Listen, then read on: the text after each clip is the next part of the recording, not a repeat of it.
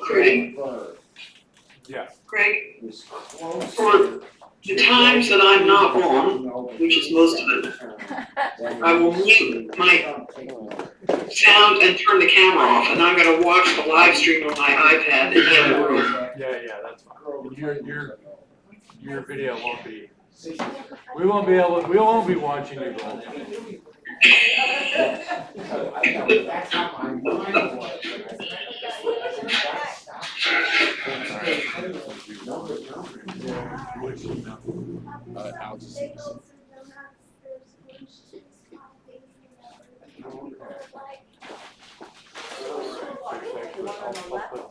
So hot water is the little one, yeah. Yeah, the hot water sign is upstairs.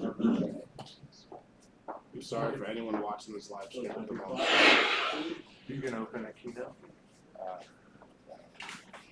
I can figure it out.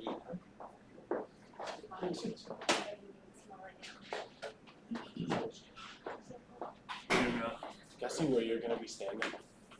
I have your printout, but I'm not letting anybody have it until. Yeah. I do have a copy of Living Will page and a copy of DNR.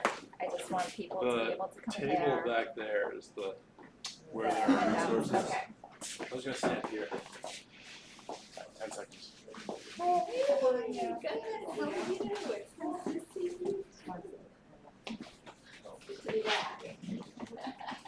Make a suggestion.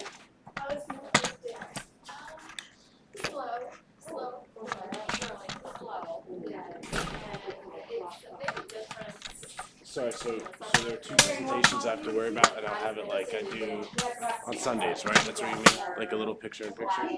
I'm just gonna do that on my end, like virtually. For a few minutes. And then I'm gonna present. What? No PowerPoint, I should hand it out. I mean, I guess we could have the handout next, if you want. It's on the website. Yeah. So, you want me to have this? Let me just think. Whatever you want to do. We don't need this when I'm going. But when the PowerPoints are going, we do. Okay, let me see if I can pull up. Outdoors, yay. Yeah. And then we went out into the VA building, Fowler's building, and then different arts center, back and forth. You want everybody to have one of these? Yeah, so I've got like 20 copies. So what I think I would do is put a few of each table. Because I imagine there'd be like 2 or 3 people looking at it together. So I did We can also copy one if we can. We have a copy. This is just Craig or Alex, Yeah. the live stream is not working. It runs for 30 seconds and then it takes me to something about Parkinson's disease. Jenny is my friend. Gail is my mom. And I'm not sure what that is.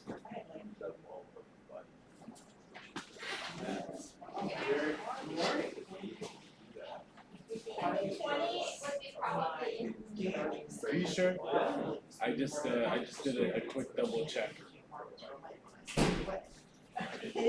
There it is. So it works, right?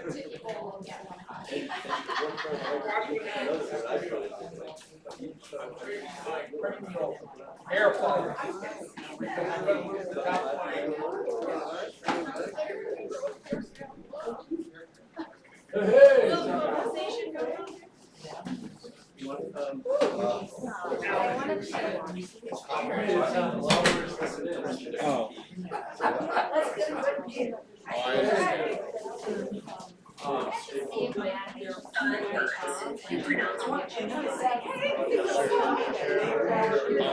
Sorry, Stacy. If you were to go to the YouTube CBC and go into the live section, I see there are two. That's my mistake. There's a duplicate one I tested last night. That's the one you saw. There's a new one. That's the same thing, but it says God.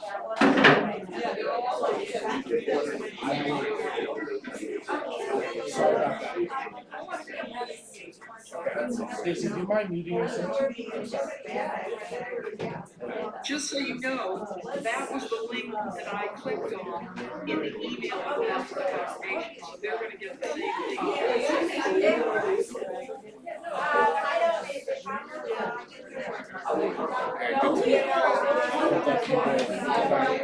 That was the oversight. They should have linked that directly. When you go to the YouTube CBC page, James. Seriously.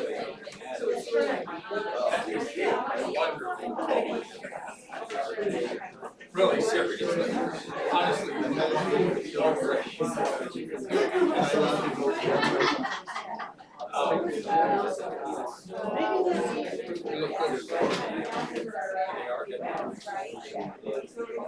I know, but you got it all back. No, you think so? Yeah, I do. It's underneath your clothes. Oh, that's too bad. It's not on my mind.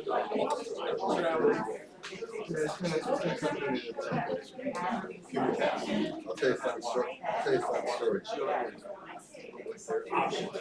Yeah, right. I'll tell you a funny story. I love it.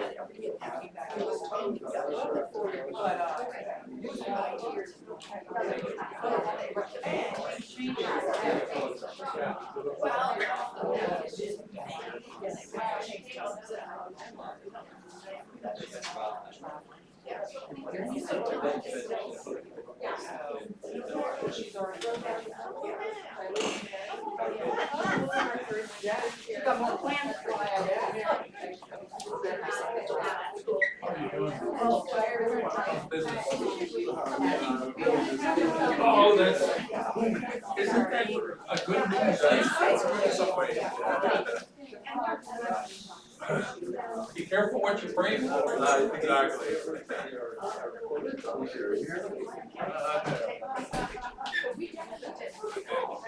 Like, you know what?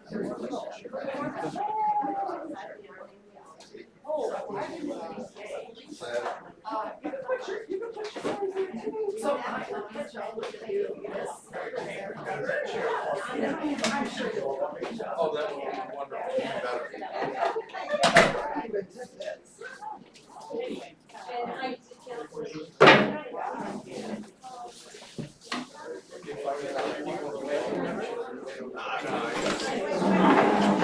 Oh, yeah.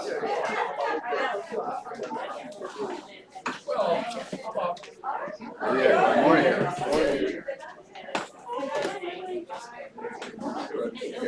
no, I may have to. How are you feeling? Yeah, right over there. Hanging in there? Good. Oh, okay, I'll stay with you. That's fine. I should be wearing a mask. Good? Good? I think so.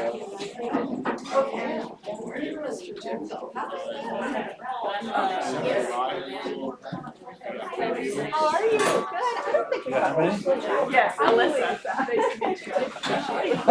I know. Where are we? Where do we go? Yes, we're standing from. Oh, the hot seat. One of you can use the tall line.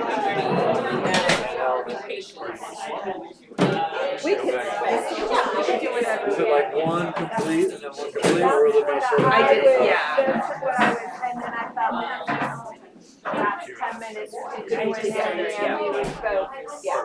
Yeah, I could put a just brief PowerPoint, but I don't have to use it either. I can talk to, so it's whatever. Well, It's we got it. whatever. We'll just, It's on I'm there. flexible. Last night I was like, everybody else did PowerPoint, I didn't even think about it. I finished mine this morning about an hour ago. Thank you. That's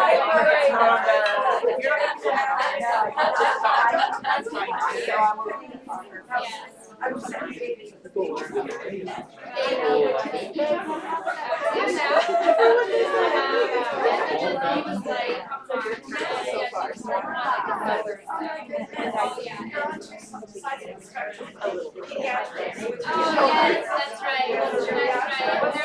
Where would they go? Yeah.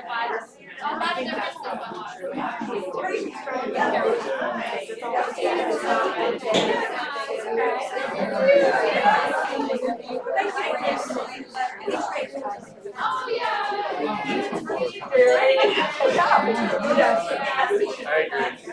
I'm not sure why we just came 30 minutes.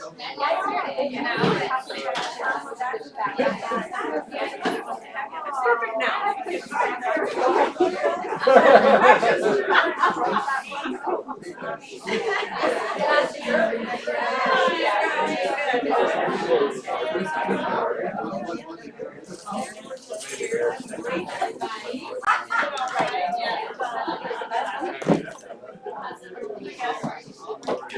Oh, that's great. You guys have the inside. You guys know.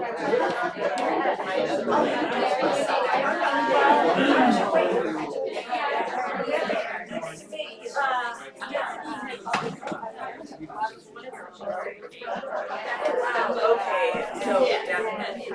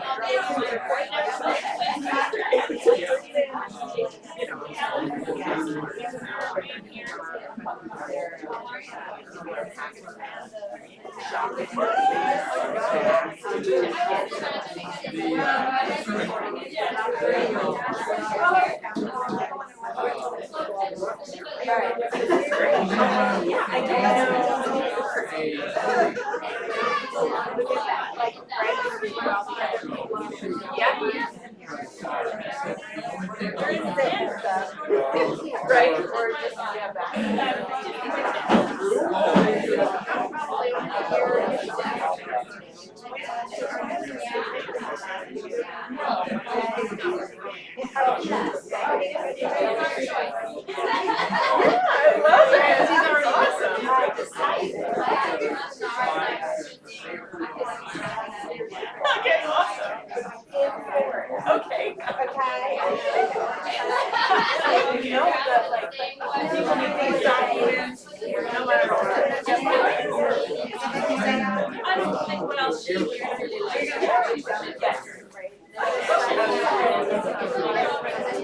yeah,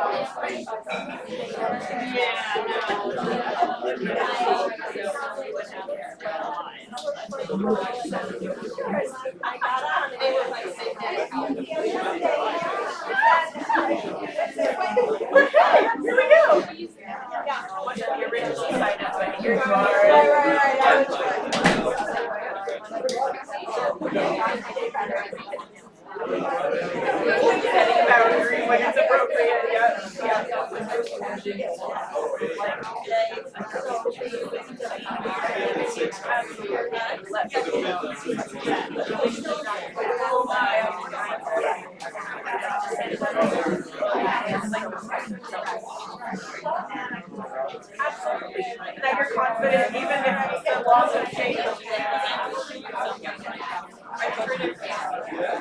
No, that's okay. I'm glad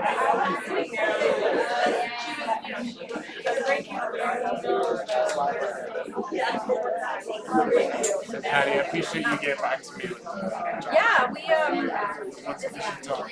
no, we definitely will talk. See what you're looking for, because there are a few things depending on how, like why you want to do. But I think what it was just a really busy day yesterday, but my office, I'm in Bridgeport now, Yeah, and I forget, where do you live? You live in New England. I'm living East Haven, but moving back to New England. I mean, I have connections both places, but I know my office in Bridgeport right now, I share with the director of visual arts and all that kinds of things. So and I heard her, she said she was looking for something specific. Trying to find out what that is. That's like my dream. I think, Yeah. to be honest, I want to do something for the short term, but like I'm kind of having like a long term midlife, like what I want to do with the rest. And I think I want to get back into teaching, get the right masters, whatever I need to do. Because I tried the technology world for a while, and it's It is so up and down. Yeah. I want to have a little bit more stability and that kind of stuff on the side. I love kids. I get excited. Yeah, and you are a natural. I mean, just the way you manage our little, it's so cute. The little audiovisual, specific kids. I mean, Martin is very specific. You got a couple of kids, and they draw to you. It's great. So no, I will talk with her this week, and I'll get back to you. Just a day or two. No rush. I'd love to sit down and when it's less busy and like. Yeah, maybe on a Sunday during lunch we can sit down. Pretty busy.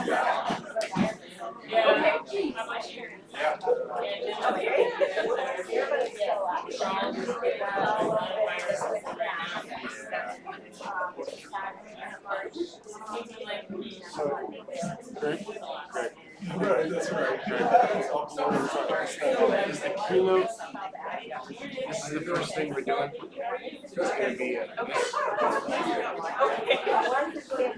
Oh my goodness.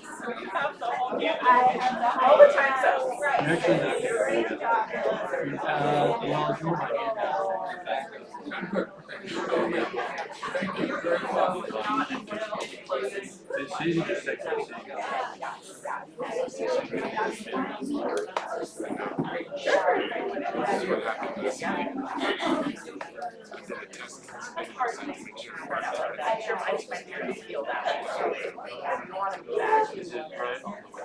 Yeah, so like, and also if somebody were to just go to like CPC.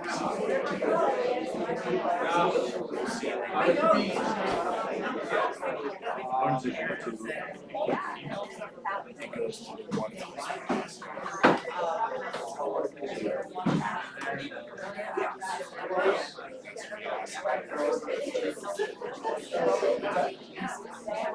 Yeah, this man.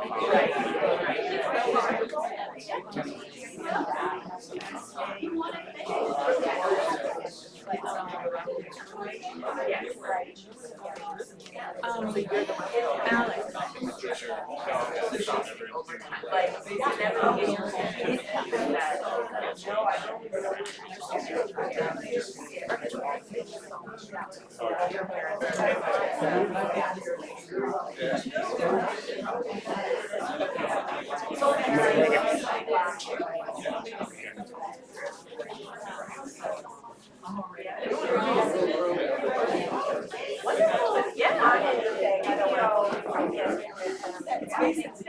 Morning, Meg. How are you? Good morning. I feel like this is like Why are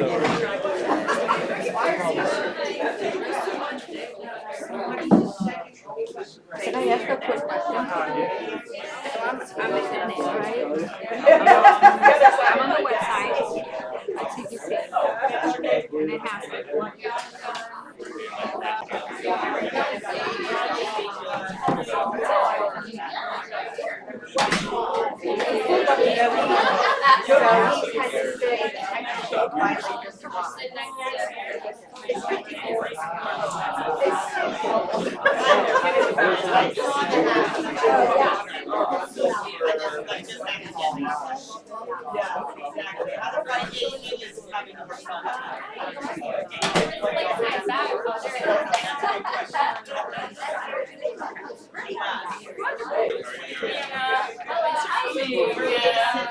Our aging neck, you know, you gotta figure it out. We brought down different chairs.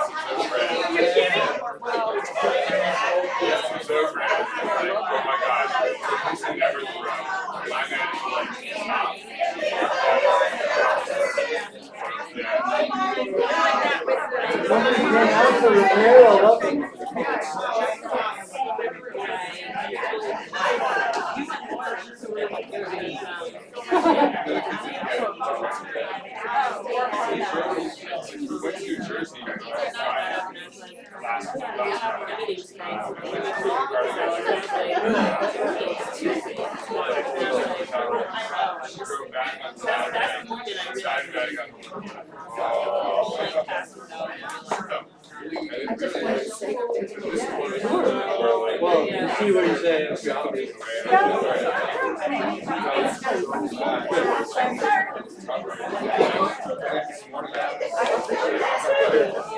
It's like feeling old, going to the old, like, thing.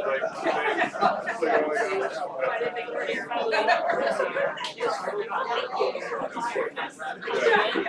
oh my God.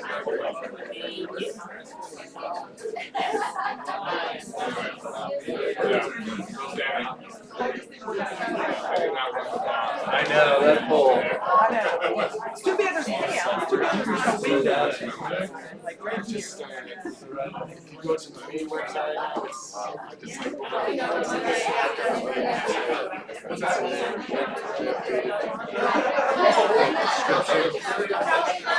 it's second childhood.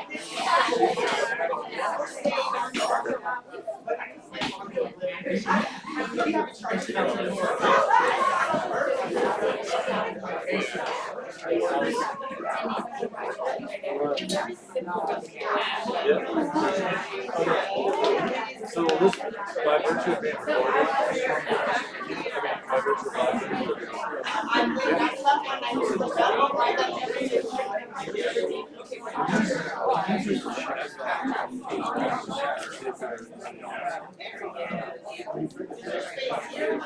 it's really exciting.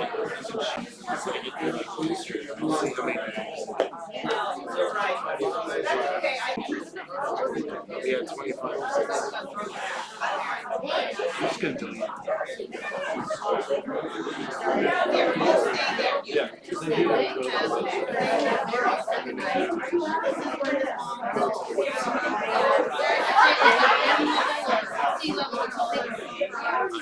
And make it perfect.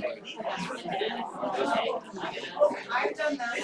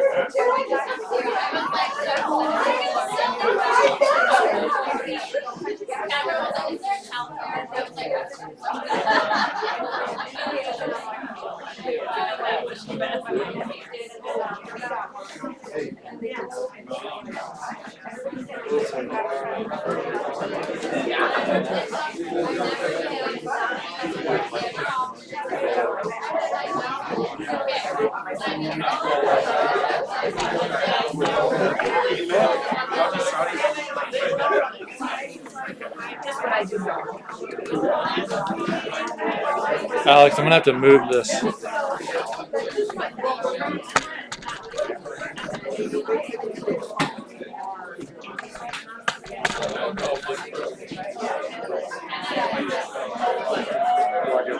Yeah.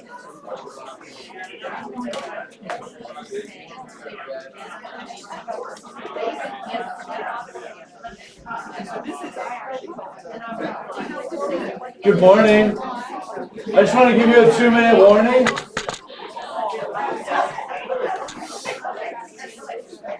And everyone should have a gray folder.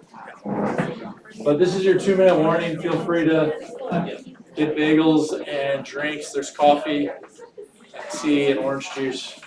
And we'll get started in a couple minutes. We're good on the live stream too? Yeah. You're live.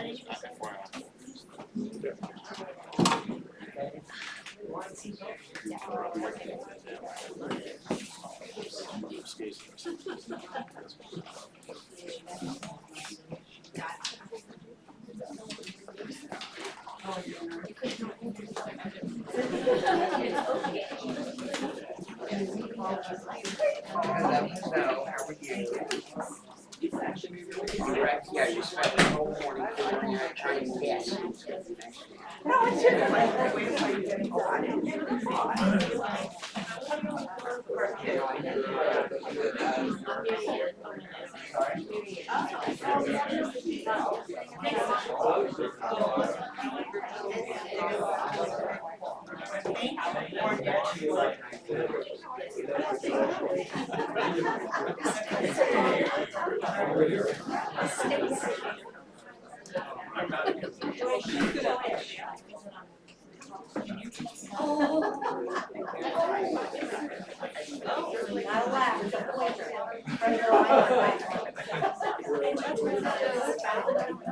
yeah, it's really not easy to do, but it's Not at all correct. not as but as a norm. That would feel. Yeah, I yes, we still have a lot.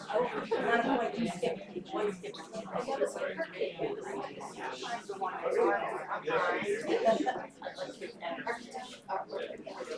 Yes, yes, nicely done.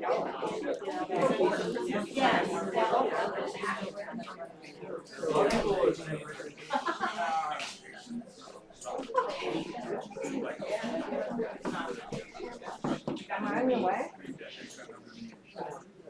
Only your head. That's right, you can't take that off. No, no, it looks like it's done eating. It looks like it's done eating that way, yeah.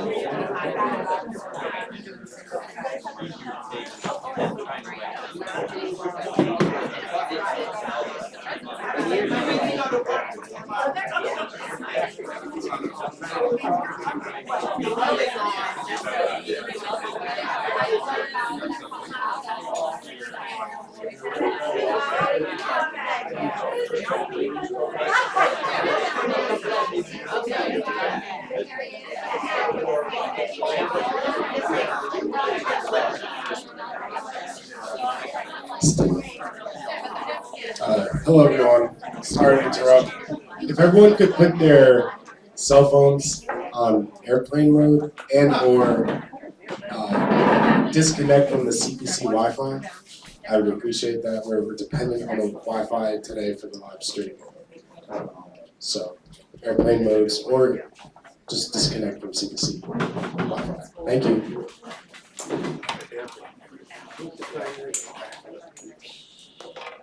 Thank you.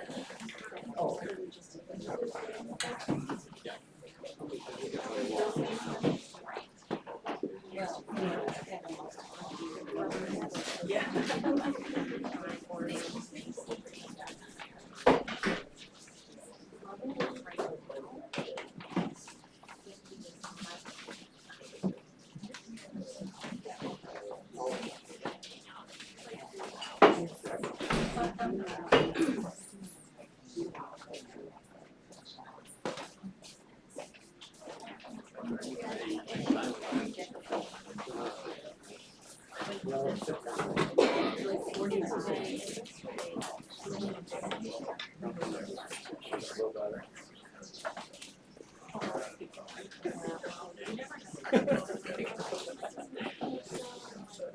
morning. Is it on? Is it on now? Good morning. Welcome to Christ Presbyterian Church. Good to see you all. I'm Pastor Craig, if I don't know you. You can see here our broad outline, although we do not hold ourselves to these exact times. This is our general outlook of what we're going to be doing this morning. We're going to hear from Stacy, who is unfortunately home, can't join in person, but we're going to hear from her virtually. This is really her brainchild, so she's going to start us off with a few comments, and then I'm going to walk us through a biblical and theological vision to try and set the framework about just how to think about death and dying, think about aging, suffering, and so that will be the first hour. Then we'll get to hear from a geriatric physician, and then we'll hear from Lisa Hawks and Alyssa Cruz on legal and financial issues around it, and then Stacey will wrap us up. There are, everyone should have a gray folder, and there's also 2 documents that Yung-Ah will get to if you don't have those already. Feel free to grab bagels or drinks, coffee and tea as we go throughout. The bathrooms are right over there. Any other housekeeping? We are live. Some people are joining us from home. And so I should say to them, if you guys have a question, what's the process? They comment on YouTube? Yeah, they can. If you want to ask a question or provide a comment, you can comment on YouTube, and we have our tech aficionado looking at that, and he'll let us know. And we do have a mic that we can pass around the room to help folks at home hear what you guys are asking. So we do want to have quite a bit of Q&A, quite a bit of back and forth. So any questions of what we're doing, why we're here? Oh, I did bring down, if anyone has issues with these black folding chairs, there's a few more of the sturdy wooden ones in the back, and feel free to snuggle on the couch if you need a better seat. All right, I'll pray, and then we'll hear from Stacy. Let's pray together. Lord, we give you praise and honor and glory. You are majestic, and you are a God of truth and a God of love. We do pray this morning that you would bless our time, that your Spirit would be among us, that you would give us great, great wisdom and clarity on some of these difficult and thorny issues. Give us boldness and courage to hear what you would have us hear. Give us love for you and for one another. And Lord, we do pray that this would also be a witness to who Jesus is, that he reigns as the King of Kings and Lord of Lords. We pray in his name. Amen. All right, let's hear from Stacy. Stacy Roney. Can you hear me? Yeah. Yes, we can also see you. Good to see you. I hope it's not too loud. It's close.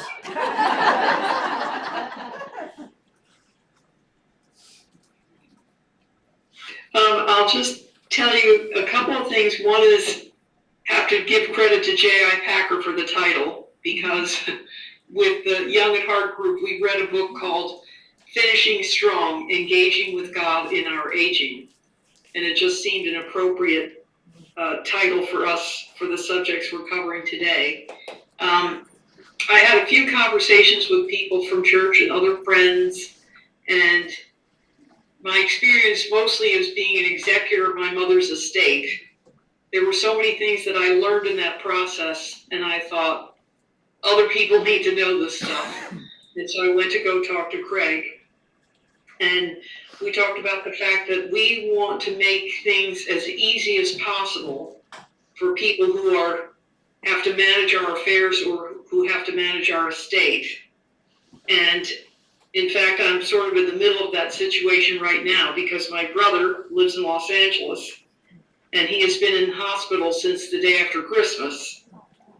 And so we've had to sort of piece together some of the information that you're going to hear about today because nobody in the family has access to what we needed to know.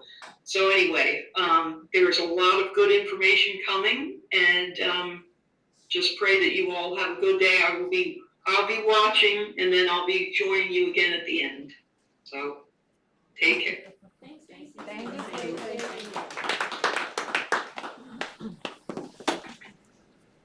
All right. For the next section, there is a handout in your folder titled The Biblical and Theological Vision of Aging, Dying, and Death.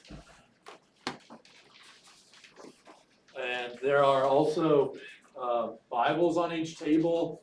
If you want a paper Bible, if you don't want to be scrolling on your phone. I will be referencing several different Bible verses. I do hope that this is from the Word of God and not just my own opinion. And so we'll be grounding a lot of what we're talking about in God's Word. But I do want to start with helping us appreciate how strange, or you may even say bad, how terrible of a vision of death that we have in our culture. I think maybe all of us are aware of it, but can't put words to it. Maybe you're angry about it, you don't know what to do about it, but I think it's really important and hopefully comforting, even like encouraging, to realize the ways in which our culture make it really, really hard to die well, to suffer well, to age well. And I put here a few different reasons why I think that is so. One example that just sort of jumped out at me, I reread part of Lord of the Rings a couple of years ago. Do you guys know how old Frodo is in the book? Anybody know? I think you're making that up. I think he starts at the age 50. Oh, yes. We're told when he has the ring, he looks like he's 33. Maybe that was a reference to Jesus. But the actor who plays Lord of the Ring, who plays Frodo, is 18 at the start of that. To me is like an encapsulation, right? We could never imagine an elderly hero, could we, in our culture? So I think we have an incredible idolatry of youth. The youth are, as I put here on the handout, the epicenter of our culture's attention, to the point that we feel like we have to apologize about being old or having old-fashioned opinions. And I think you can see this in so many different ways. The way that our technology insists on being refreshed and renewed every year, because of course the newest thing is the best thing. And the more personalized it can be, the better it's going to be. But we often don't have a choice when it comes to aging. You combine that with what I'm calling here an idolatry of health, and it ends up having a pretty bad mixture. So if you combine expressive individualism, which is a fancy word to say the purpose of life is to express who I am as an individual, which we would not say that's the purpose, but if you combine that with atheism and modern medicine, we end up with some version of this vision of life. The good life could only happen when you're healthy, so you have to do everything you can to get and stay as healthy as possible, and if you don't, you're a terrible person. I don't know if anyone's actually said this, but I think a lot of this is felt. Consider physician-assisted suicide. So I think these two idolatries Our twins are the same mother, and they come from the same source to reinforce and produce a feeling of a fleeting life out of which we have to be manic. We have to suck out every possible experience out of this life especially when we're young, because that's the purpose. And so it is no surprise, to me at least, that our culture doesn't know how to handle or experience death. So I do think we're living at a time where, yes, we should be very thankful for modern medicine. It alleviates incredible amounts of pain and suffering. But you combine that with all of these idolatries, and we're in a place where it's going to be really hard to suffer well, to die well, to age well. When it comes, I think there are sort of two most popular cultural views of death, or the way we experience it. The first one is just a sort of denial. There's a lot of denial of death. It's not going to happen, or I don't want to think about it. Let's not talk about it. If we talk about it, knock on wood, it won't happen, right? The irony and the sort of sad foolishness of it all, it's the one certain thing: death and taxes. And so we keep our cemeteries out of sight so we don't have to think about it. It's not going to happen to me, right? And we try to live as if death is not a part of reality, which is very, very unusual for the history of the human race. Death was a part of their life. They had lived with their great-grandparents and grandparents and saw them as they were dying. I think the more artificial our world becomes, the more sort of personalized to where we are at, the harder it's going to be to face things that we can't choose. And we cannot choose to age. It will happen, no matter what. Even the billionaires with their cryogenic chambers are going to age. Right. So we try to deny it, or there is a movement. It's almost a kind of neo-pagan spirituality that tries to simply accept it as it's a part of life. We are like the animal into the earth, a slipping away into the next room. And I think Christians need to be very clear that this is not what we are saying. We are not saying that death is just a part of life and it's okay. It offers a sort of hollow comfort because it doesn't face the reality of the evil and the pain that really is a part of all this. And it is untrue. We want and have to face the reality of death. And if we try to just justify it as saying, well, it's just like all the animals who die, we're sort of making a mockery of what it means to be human and all of the pain that we do experience when a loved one dies, the separation that we feel. Even for Christians, right? There's a lot of grief that happens. We grieve. We don't grieve without hope, but we do grieve. So this is not the Christian view either. To just say, don't worry about it. Jesus is raised. Don't worry about it. No. And I do want to make sure that we are very clear. So we'll talk more and more about this. Anybody want to engage or ask? This is just sort of where we're all starting, cultural starting point. You guys think this is true?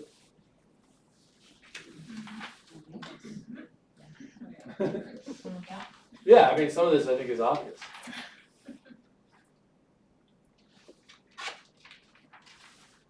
All right, let's go on to the Christian vision of death. I'm going to do some big theological claims somewhat quickly, but it's important that we have this framework. We just don't have the time to go into all of the different threads.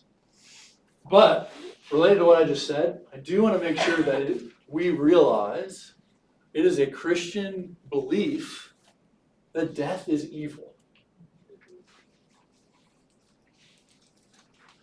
That death created us. We are not meant for death. It is not part of God's original vision or intent. And a Christian is never called to minimize the evil. So especially when we talk about Jesus' resurrection, it'll be important for us to realize that. All right, let's look at 1 Corinthians 15 as the place where we learn about what Jesus did in light of this terrible evil.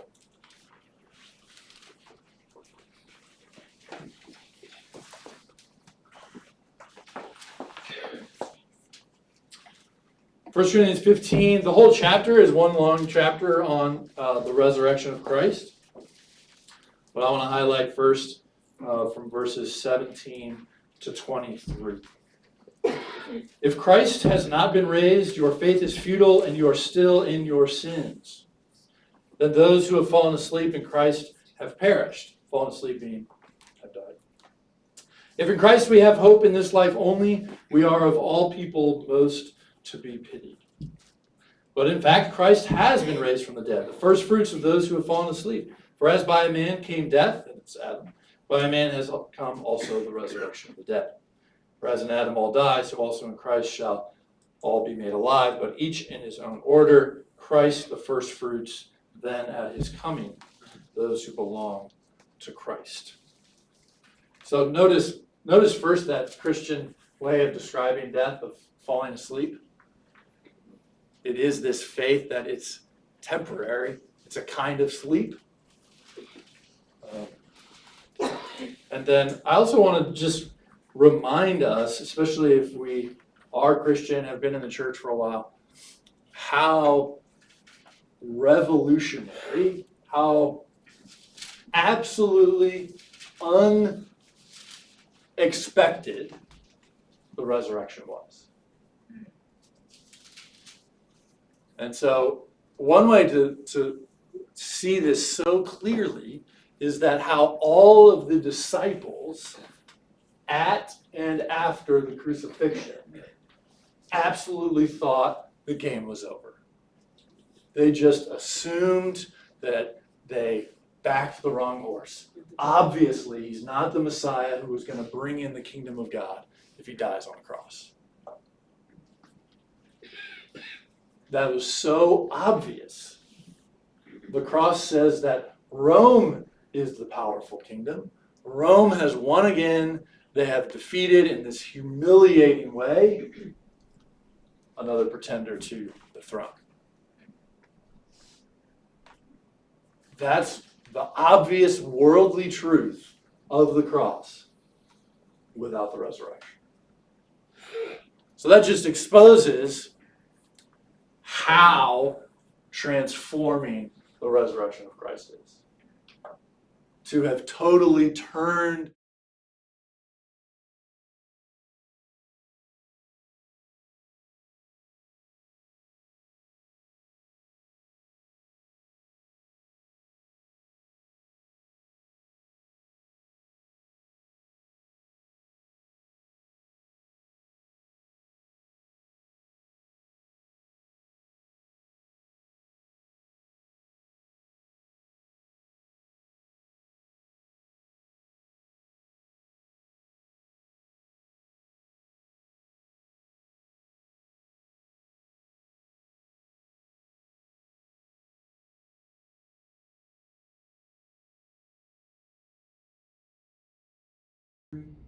O death, where is your victory? O death, where is your sting? Sting of death is sin, and the power of sin is the law. But thanks be to God who gives us the victory through our Lord. And then Paul, confession of faith, I'm at the top of page 3. Our confession of faith says we have been freed in Christ from the evil of afflictions, the sting of death, the victory of the grave, and everlasting damnation.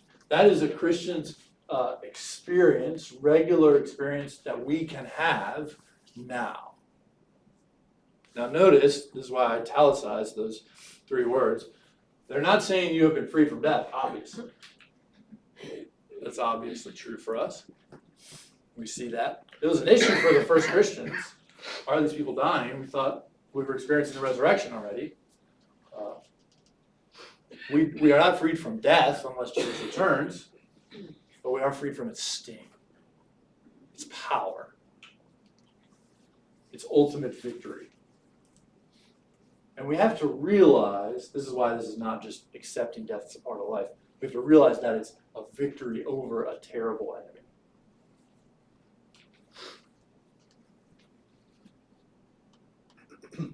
Yeah.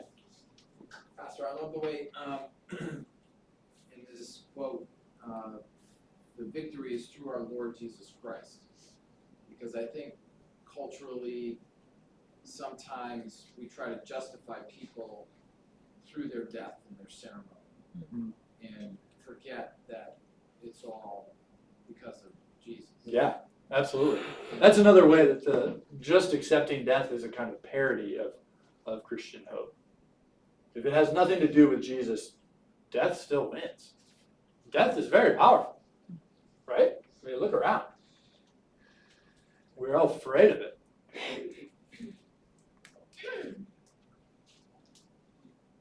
As one comedian put it, apparently public speaking is the #1 fear. Death is #2, which means that at a funeral you'd rather be in a coffin than giving the eulogy.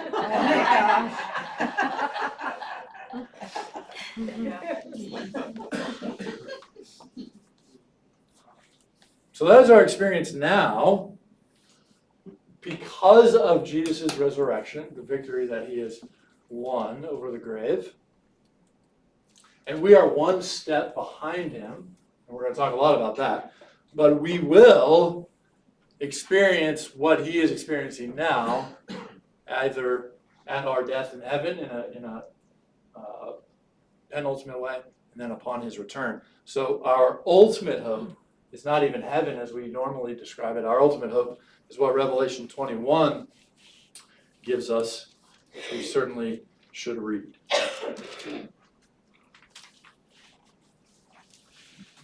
Then I saw a new heaven and a new earth, for the first heaven and the first earth had passed away, and the sea was no more. And I saw the holy city, New Jerusalem, coming down out of heaven from God, prepared as a bride adorned for her husband. And I heard a loud voice from the throne saying, "Behold, the dwelling place of God is with man. He will dwell with them, and they will be his people, and God himself will be with them as their God. He will wipe away every tear from their eyes, and death shall be no more. Neither shall there be mourning, nor crying, nor pain anymore, for the former things have passed away." That is the ultimate hope that we have. That is the only time we will have all pain wiped away.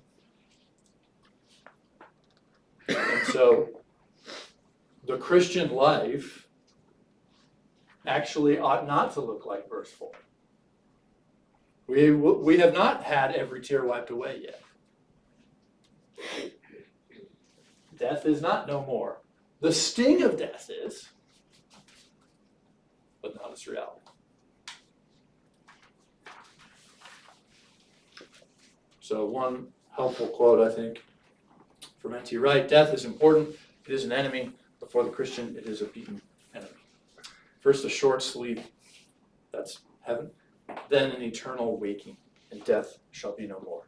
Death will not simply be redefined, but defeated. God's intention is not to let death have its ways with us. With the resurrection, Christians began to believe that Jesus is Lord and Caesar is not. Resurrection is not the redescription of death.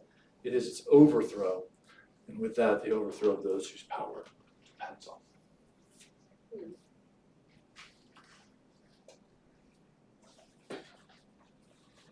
That last part, he's getting at why This is not just a kind of opiate for the masses to stay in the same place that they are in.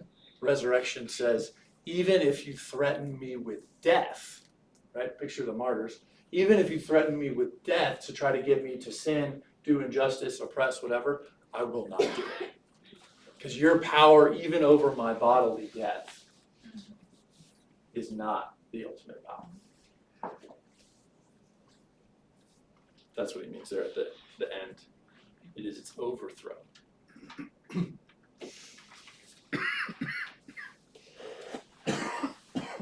Now, before the new heavens, new earth, before Christ's final return, we certainly can have confidence, if we have faith in Jesus, that we will see and be with Jesus upon death.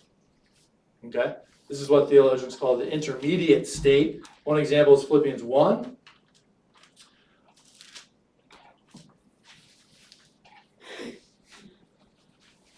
Philippians 1, starting verse 19, says, "For I know that through your prayers and the help of the Spirit of Jesus Christ, this will turn out for my deliverance." Paul's in prison, he's suffering, but it will turn out. "As it is my eager expectation and hope that I will not be at all ashamed, that with full courage, now as always, Christ will be honored in my body, whether by life or by death." That's the call that we all have. "For to me to live is Christ, and to die is gain. If I am to live in the flesh, that means fruitful labor for me, yet which I shall choose, I cannot tell. I am hard pressed between the two. My desire is to depart and be with Christ, for that is far better. But to remain in the flesh is more necessary on your account. Convinced of this, I know that I will remain and continue with you all for your progress and joy in the faith." So Paul has confidence there that he, upon death, will actually gain. It will be his welcoming into Jesus' immediate presence by sight. I think that's also why he can say in Romans 8, the famous climactic passage, that nothing, death, nor life, nor angels, nor principalities, powers, suffering, sword, plagues, persecution, none of that can separate us from the love of God in Jesus Christ. And so, until Jesus' return, we live lives in light of that truth. Jesus has been raised. We are one step behind, groaning, waiting for that full bodily experience, yet with the hope and confidence that that is the reality. We are connected to the one who has defeated death.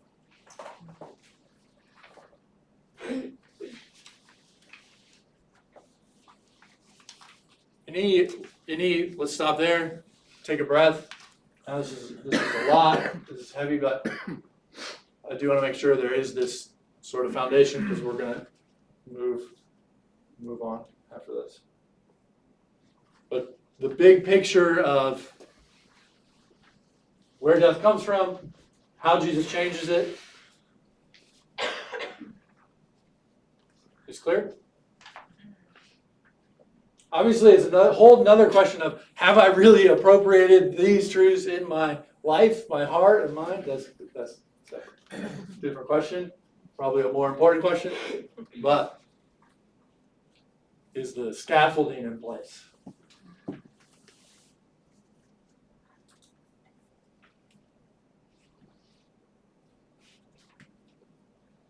Anybody on live stream asking? All right, must be that clear. Okay, I want to talk basically for the rest of our time on why our life is a cross-formed life, or a cruciform life. We live in light of the paradigm of the cross. We don't live as if Jesus has distantly defeated death, and so this world is going to hell in a handbasket, who cares, and I'm just going to coast until I get the resurrection. That's not the paradigm that we live in if we are trying to follow Jesus. And there are a few key passages. Again, this You could cite probably almost every single book of the New Testament to support these points. One clear example is John 12, so turn to that.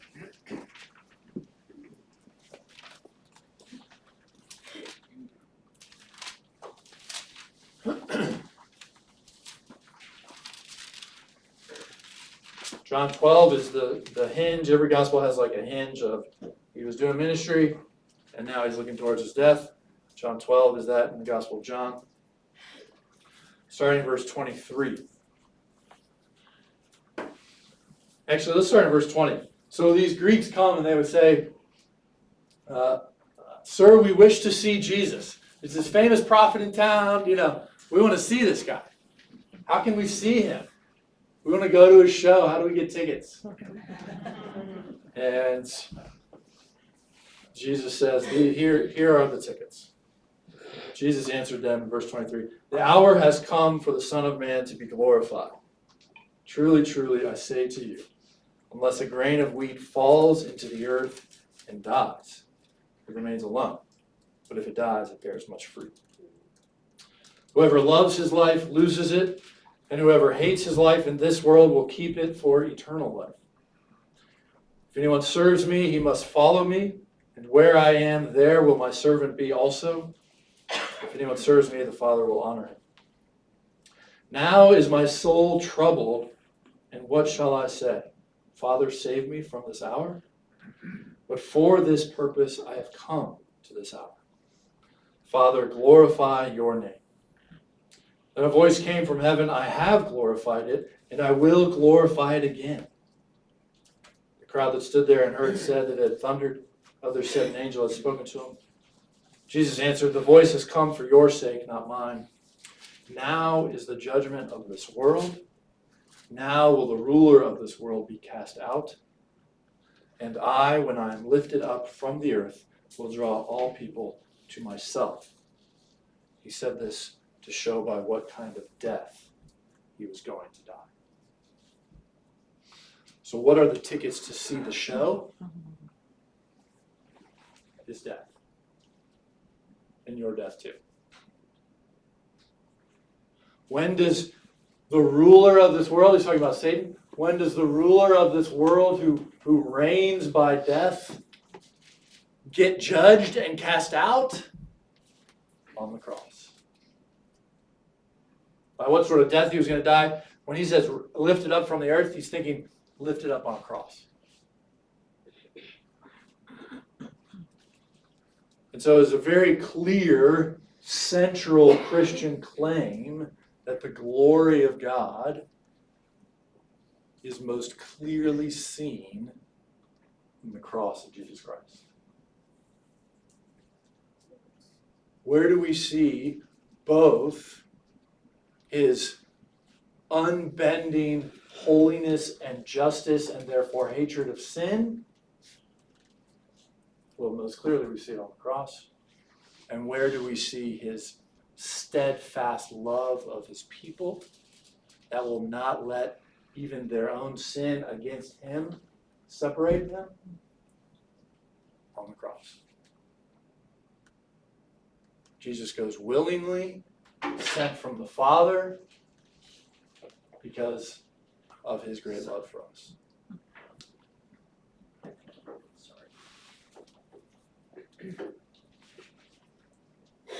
And as he has said there, whoever loves his life loses it. Jesus says over and over throughout the Gospels. Another example is Luke chapter 9.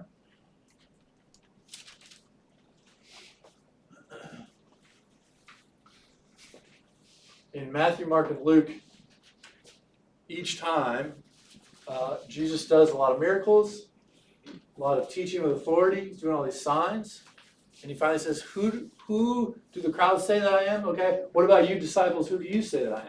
And finally, Peter says, you are the Christ, the Son of the living God, you're the Messiah. And Jesus says, you're right. You have no idea what you're talking about. You don't know what that means, Peter. And that's what he says here.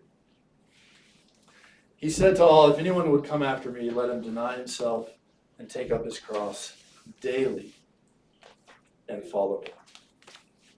For whoever would save his life will lose it, but whoever loses his life for my sake will save it.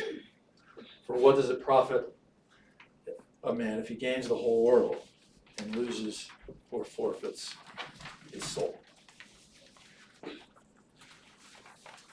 All right, I want to look at, as we get more and more practical, I want to look at these two passages in 2 Corinthians to explain how Paul is appropriating this in his own life. Because it's one thing to believe that Jesus has done something for us. It's another thing to realize that that is the paradigm for our lives too. Another way to put it is, Jesus didn't suffer so that we would not suffer. Jesus suffered so that we could actually consecrate our suffering to Him. That our suffering would win. And so the clearest, I think, and maybe the most famous example are these two passages in 2 Corinthians. First chapter 4, verse 7. I'm on the top of page 4.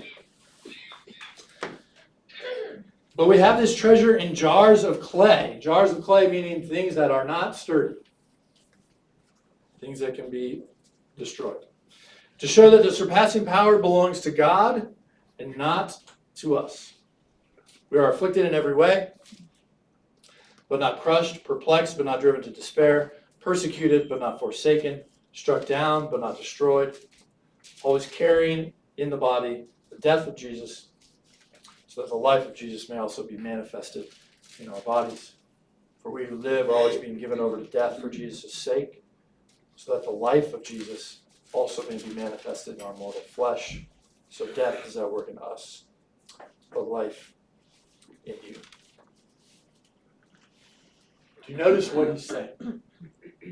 How does the life of Jesus get shown? If Jesus is resurrected and ascended in heaven, and we can't go to Jerusalem to see him by sight, how do we see him now? According to this passage, we see him in all the ways that we are afflicted and perplexed and living in like jars of clay, so that people don't see us, but they see the power of God in Jesus.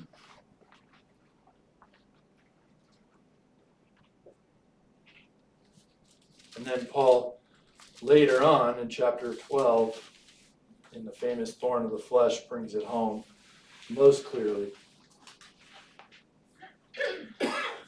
Chapter 12, starting in verse 7. So to keep me from becoming conceited because of the surpassing greatness of the revelations, a thorn was given me in the flesh, a messenger of Satan to harass me, to keep me from becoming conceited. By the way, notice how much theology he had just packed into those two verses. This thorn in the flesh, we don't know what it is. Some kind of suffering, might have been a blindness, an eyesight issue. Some kind of suffering is both sent by God with a purpose and a messenger of Satan. You say the same thing about death. Death is in the world because we listen to Satan, and God will use it for a much greater purpose. Both are true. And you could say if you lose one or the other, then that brings you to one of the distortions we talked about earlier. If you forget that it's actually an evil and Satan, then it's like, well, don't worry about it, it's no big deal. Did Jesus really have to do much to defeat that anyway? If all it is evil and Satan is in so much power and so much control, and you forget that God can use it to humble you, then you'll just be lost in despair of death without God. And really face it. You can't. Okay. To keep me from becoming conceited. 3 times I pleaded with the Lord about this, that it should leave me. But he said to me, my grace is sufficient for you, for my power is made perfect in weakness. Therefore, so that the power of Christ may rest upon me. For the sake of Christ, then, I am content with weaknesses, insults, hardships, persecutions, and calamities. For when I am weak, then I am strong. The danger of passages becoming so famous is that we lose the force of them.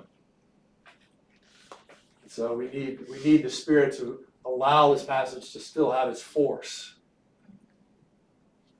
To see how upside down this vision of life is in comparison to our culture.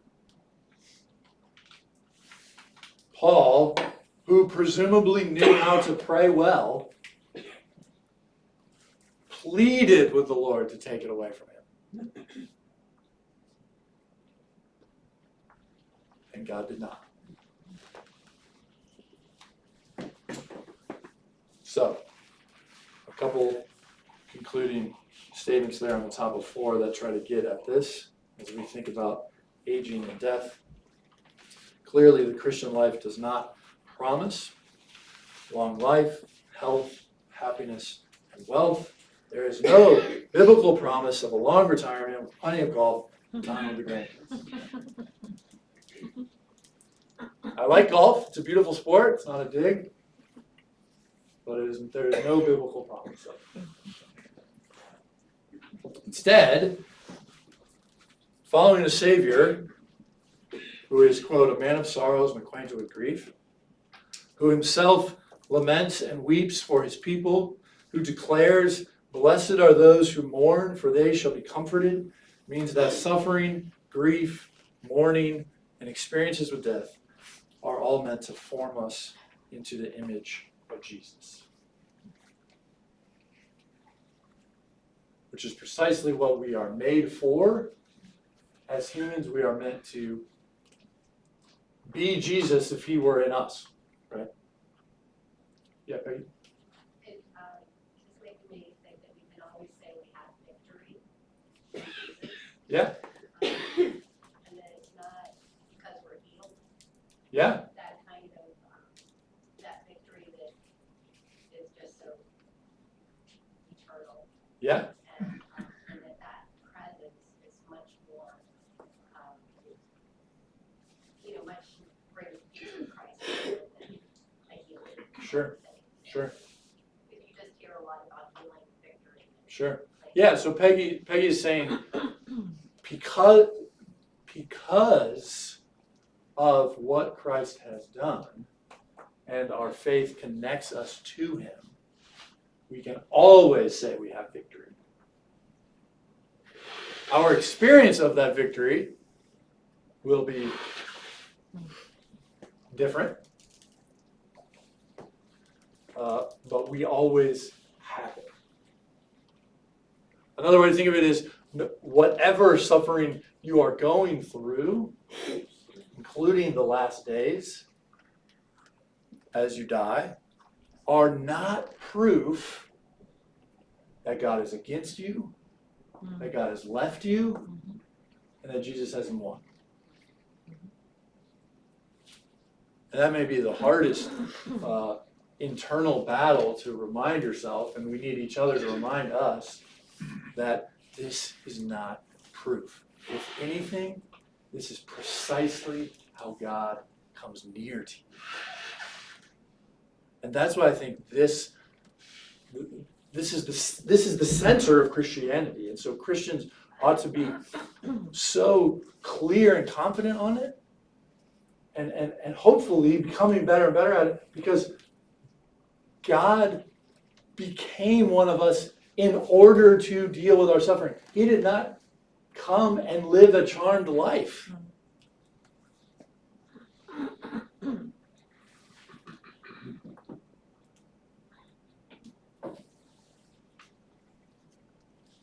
Yeah, Charlie? Is this where we introduce William Blake? Sure. You want to recite it for us? This life's dim windows on the soul distort the heavens from pole to pole and lead us to believe the lie when we see with and not through the eye. Yes. The whole Bible is captured under that umbrella. Yeah. when we see with and not through the eye. That's right. If all you do is see with the eye, death wins, we're left in despair, there's no hope. But if you see through it, you can be victorious even in your death. Yeah.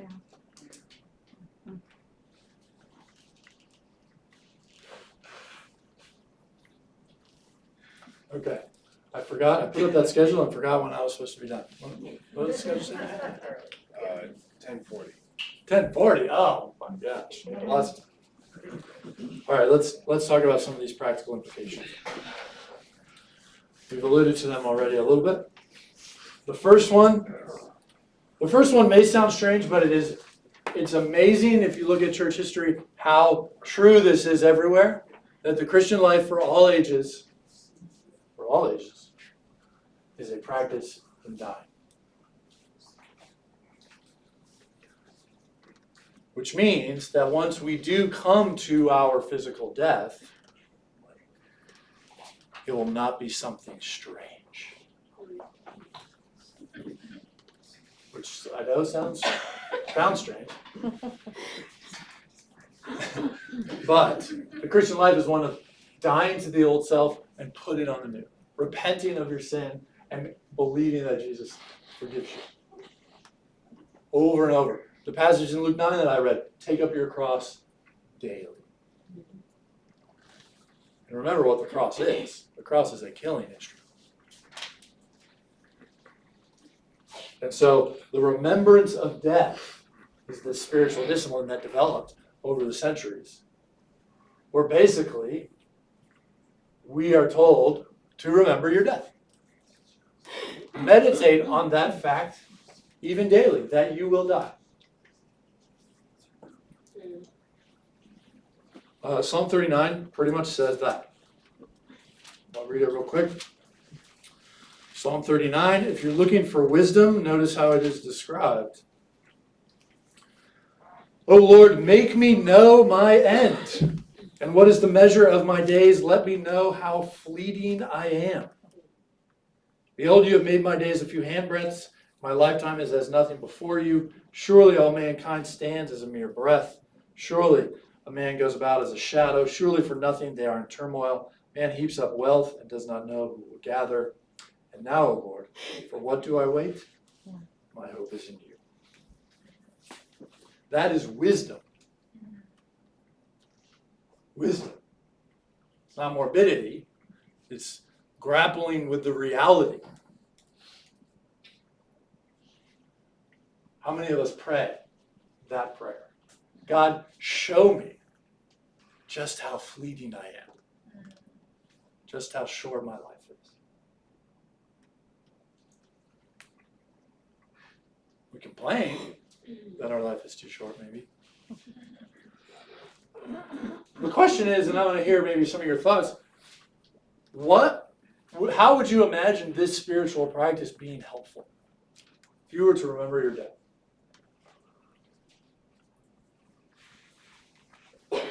What do you think it would do to you? What would it remind you of? How would it change your thoughts or your actions? Any ideas? Lisa? Well, I went through a lot of loss when I was young. I lost my mother young. I lost my roommate, lots of friends on a plane crash. So I was really faced with death at an early age. And I think what it made me realize is how important every moment of today is, and how you treat people and how you see the world and how you make an impact on the world. Because I saw how quickly it could come. Yeah. Not that I was afraid of death being a Christian. For me, I most worry about the impact on those I leave behind. You know, that's what I worry about. I don't worry about death. I worry about how are they all going to navigate, you know, my children and all of that. But I think it just makes you really realize how important the now is. Yeah. And you said how you treat each other. Right.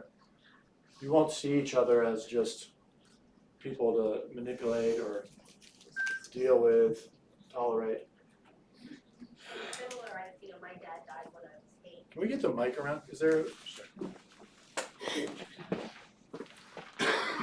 Sorry, live stream, we didn't get the mic on these comments.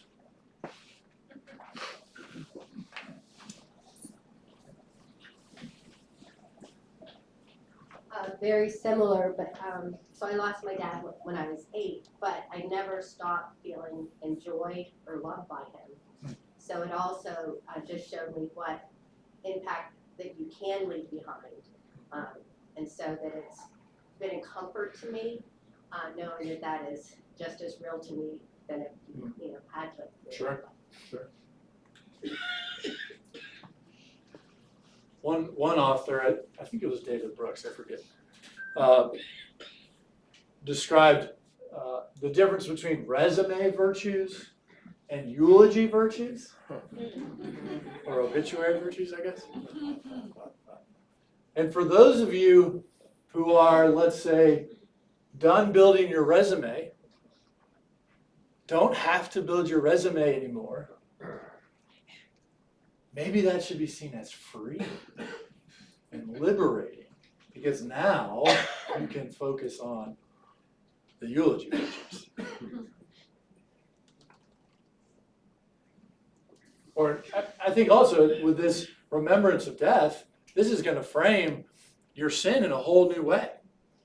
Why am I constantly chasing after these comforts and pleasures that take me away from God?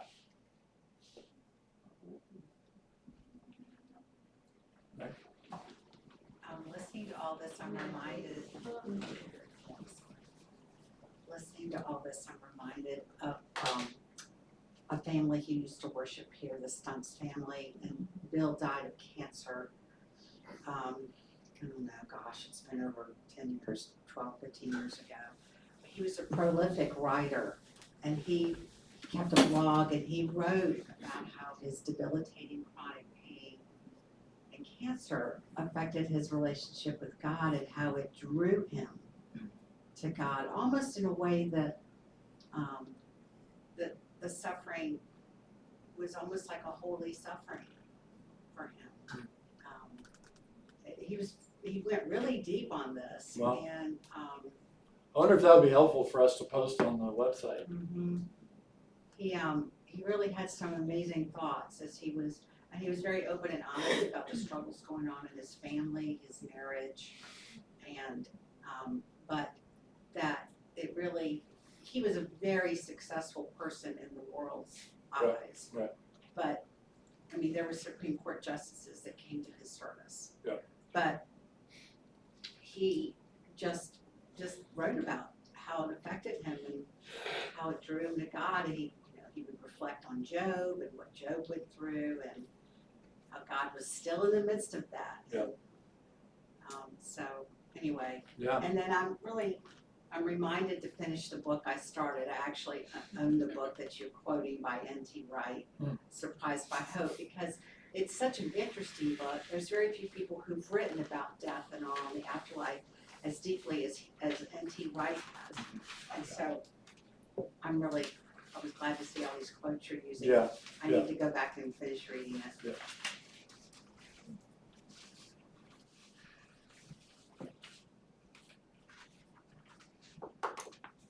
Okay. The next point, we pretty much already said this, but just to make sure it's put out there and clear.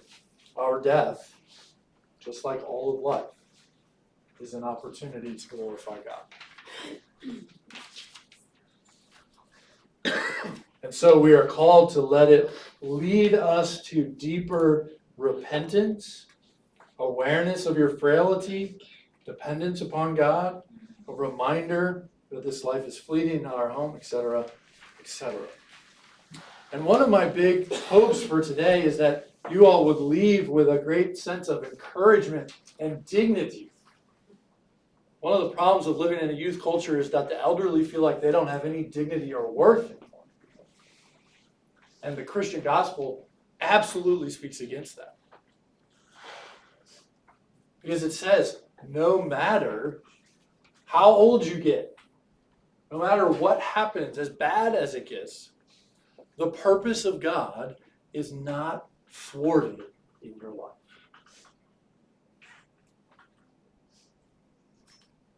And I heard this story of I think it was like a Greek Orthodox monk in the 70s.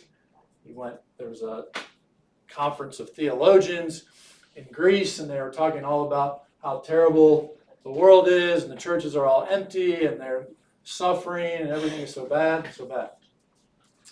And this little frail monk got up there, and he said, yes, all of those things are true. Things are bad. Politics are bad. All that's happening. But let us rejoice, because they cannot rob us of our death.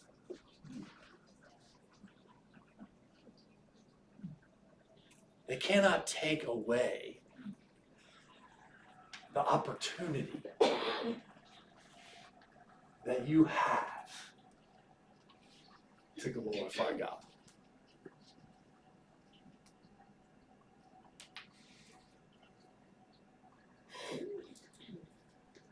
And obviously the story of the martyrs, and maybe we should just read the stories of the martyrs more. There are many, many stories through all the centuries. They're still happening today.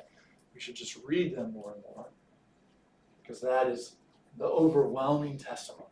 No matter what happens, you cannot take this from me. You can take all you want, everything else. And that's what dying will feel like. A loss. And you're already experiencing loss. Right? You've lost all of these physical capabilities and these relationships, and it's one big loss after another.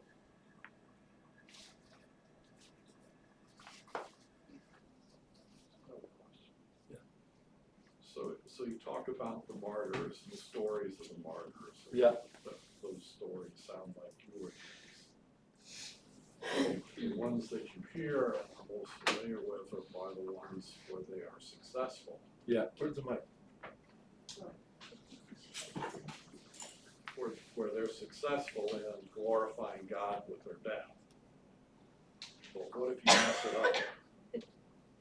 You know, are there any eulogies or stories of the martyrs where they didn't do so well? Yeah, that's a great question. His question is, we hear about these martyrs, and often they're literal hagiographies, which to us is a negative term, but it literally just means a writing of a saint. But normally we assume they're embellishing.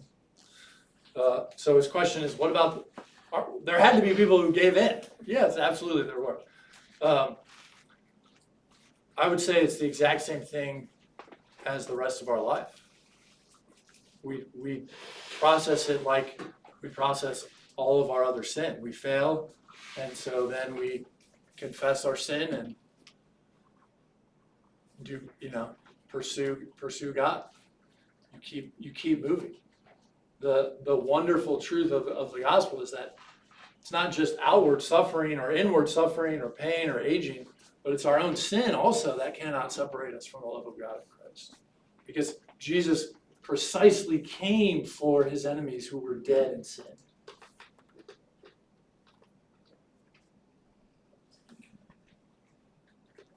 Maybe it also means our eulogies should be more honest.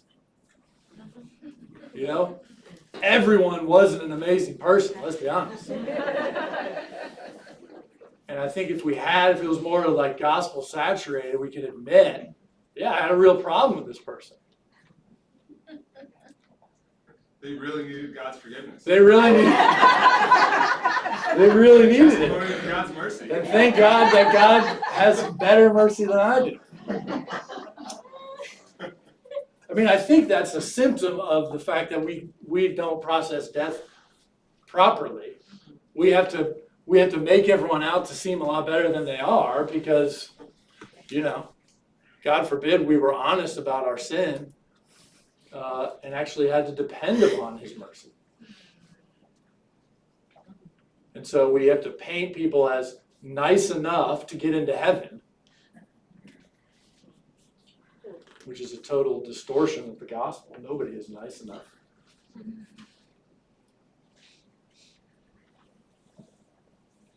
Which, I mean, I've sort of already said this too, but the next point, trying to be honest about death.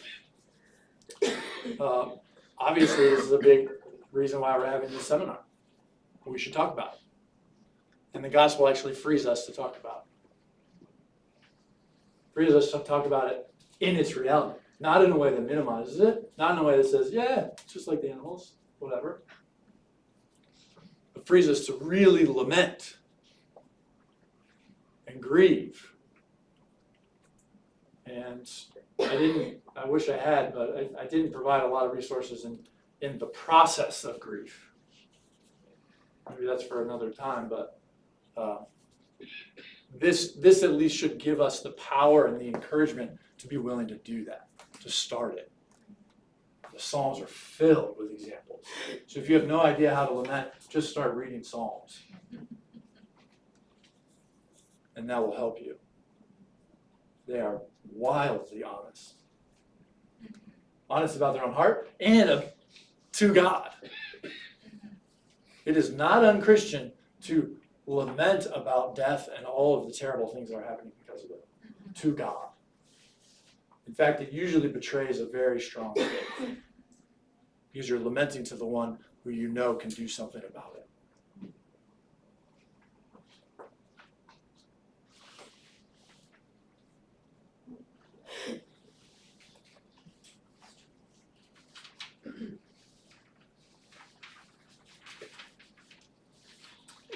Okay, number 4. Again, this is sort of an implication of what we've already said, but trying to gain a new perspective on suffering. First, for the caretakers, you who are maybe taking care of your parents, siblings, you are, as a Christian, called to walk with those who suffer to the glory of God. Your life's goal is not to maximize the ease with which you can accomplish your ambitions. It is to love those in your life to the glory of God by the power of God. God calls us to care for our family, who is placed in our lives by God's providence, and the church is to supplement that. Hence, orphan and widows, as those without family or worldly power. The Bible often talks about how God cares for the orphans and widows, how the church is specifically called. It is our Christian duty to care for orphans and widows. And you want to think of that almost as a category of people who don't have the normal worldly support around them. Obviously, it doesn't mean the church only cares for those, but it's a way for us to see who ought to be a recipient of mercy funds, for example. Well, those without worldly power, voice, resources. Yet with healthy boundaries. I just didn't feel equipped to go much more into that. There's a bigger conversation around what those are. What are those healthy boundaries? How can we do it in a sustainable way? But there's just a lot of wisdom and conversation I think that needs to happen depending on your situation.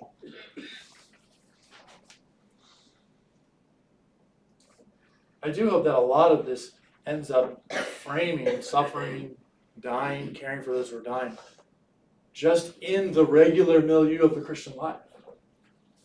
I don't think we need to see it as this really strange, I don't know what to do, how could this ever happen, sort of thing.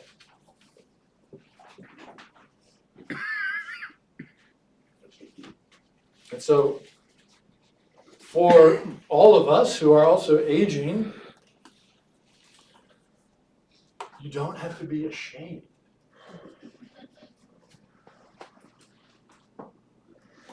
You don't have to be ashamed.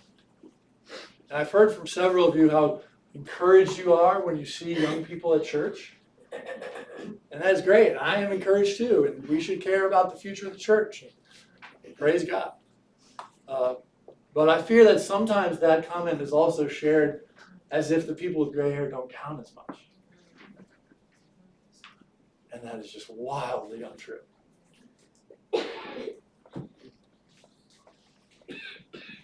This is a part of God's plan, this meaning aging. It's a part of God's plan for your life. You still have the opportunity to glorify Him, trust Him, consecrate your suffering to Him, allow others to care for you, allowing them to witness the grace of God as you humbly receive care. Don't bow down to the youth culture. Maybe we should have a comment on that. Some of us do better than others in actually receiving care. We're great about providing care for others, but I'm not going to ask for it myself. I think we need to see that as actually robbing people of an opportunity to love. You're taking away an opportunity from other people, not just to condescend to poor you, it is robbing them of an opportunity to witness to Christ. Because they need to see, we all need to see how people receive in humility when they are weak and suffering. And many of us are very ambitious and strong and eager, and it's really hard for us to ask for help. Yeah, Charlie?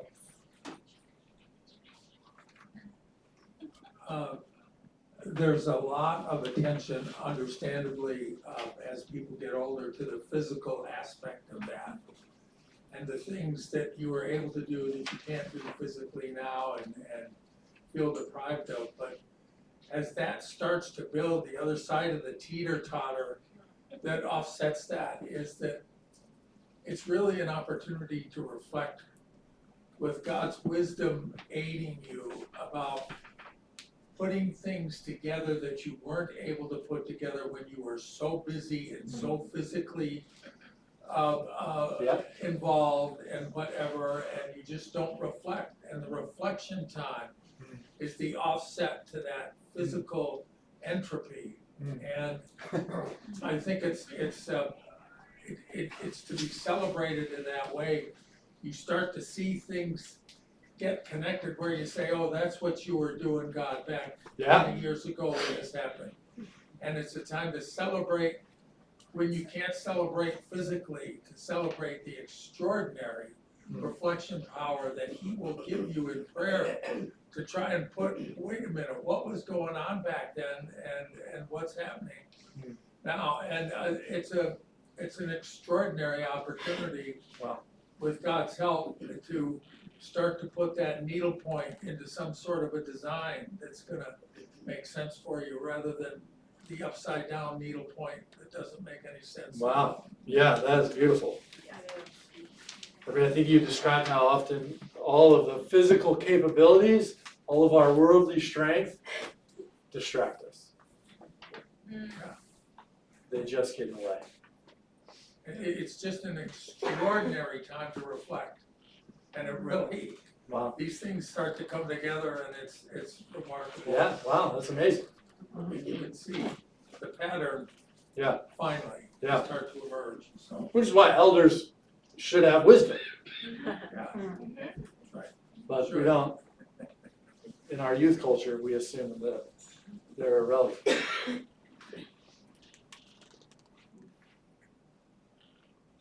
It's also why you see in the Bible, oftentimes, worldly blessings is a way for God to curse you. Because it's like strengthening your inoculation against needing God. But now, I think what you're saying, Charlie, is you're very aware that you need God. And we need that.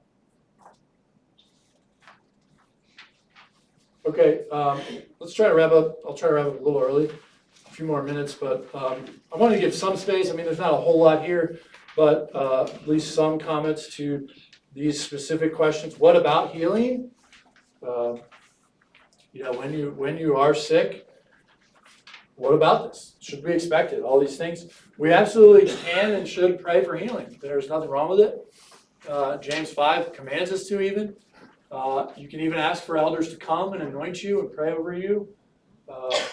That passage, though, also grounds the hope for healing in the resurrection.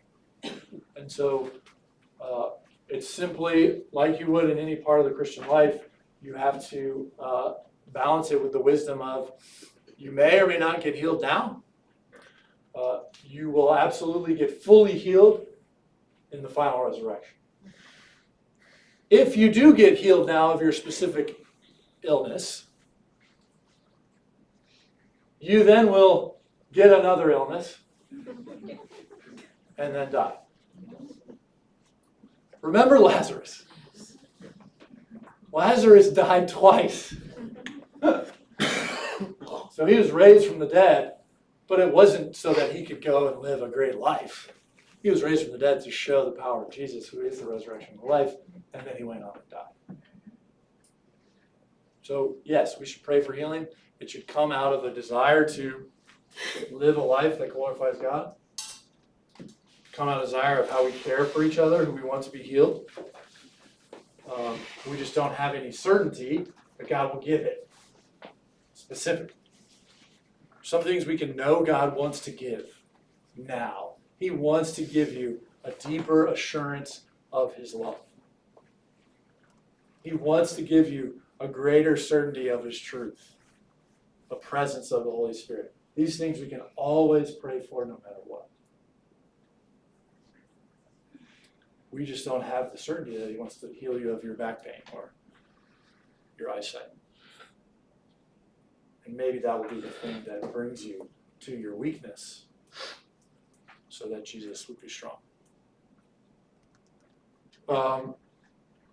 Under excessive life extending medical treatment, I'll just read what I have here. It's about trying to think of, there's wisdom. I don't think we necessarily have an obligation on either side, and there are errors, there are extremes on either side, but the biblical wisdom is somewhere in between. So the Bible very clearly does place a huge amount of value on human life, but it does not require us to seize any way possible to extend life at all times. Clearly, Christian martyrs serve as a testimony that death is not the worst evil, that honoring God in life and death should be our first priority. So, therefore, Christians are against abortion and euthanasia because we don't have the right to decide when our life shall end. That's God's business. Yet we recognize that death is a part of this fallen world, cannot be escaped at all costs. So there may be good biblical reasons to pursue a treatment or to refuse it. The key is to do so with the goal of glorifying God and witnessing to him in the process. And hopefully, if you're having to face these sorts of questions, you will also face the questions there at the bottom. So one goal of the seminar is to help us all realize the importance of having these conversations ahead of time with a perspective that is saturated by the gospel. So I hope all of you will discern where you are at and discuss with loved ones or with people in the church, with those who are close to you, who you trust, what do you most fear regarding your own death? Where do you want to die, if you can choose? How would you like your funeral done? And if those questions are really hard for you to discuss, that itself is a really important thing to notice. Why do you always refuse to bring up the question of your funeral? Because you don't want to face it. And you want to follow that trail. Why don't you want to face it? What are you afraid of? What does that say about your relationship to God?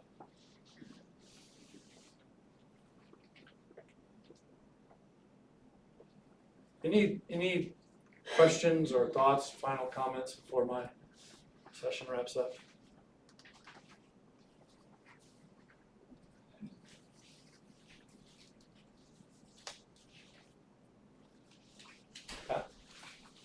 Could you talk a little bit about the role of perseverance in this process with your faith when things decline? Because I think, as I was hearing you speak, that I think that's an important part of this process as you're sick or injured or dying. Do you mean the theological doctrine of perseverance, or you mean the virtue of it? Well, it is. I agree clearly a virtue, but just help us put that in perspective. How to prepare the scaffolding, as you put it, to persevere through this process as we sort of something you can add to I'm not sure exactly what you mean, other than I think it gets to the heart of the Christian life of, it's easy to believe that God loves me when things are going well, but when things are not going well, on what do I base the fact that God loves me? And the cross is an unbelievable resource for that, because it says it's all based on Christ's merit that will sustain the Son of God through death.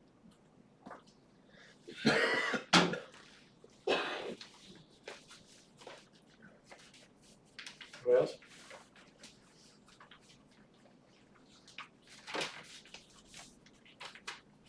Hopefully this helps set the sort of tone for how, so the rest of the sessions are going to be much more practical, but hopefully it sets the tone in how we should be having these sorts of conversations. We should be using all sorts of wisdom in how to do the things we're going to be talking about. But this is the scaffolding, this is the framework, and how it can change how we do it, how we approach it, why we approach it, all those things. Okay? Let's take about a 5-minute break, get up, walk around, do some jumping jacks if you want. Grab a snack, and then we'll be back with him out.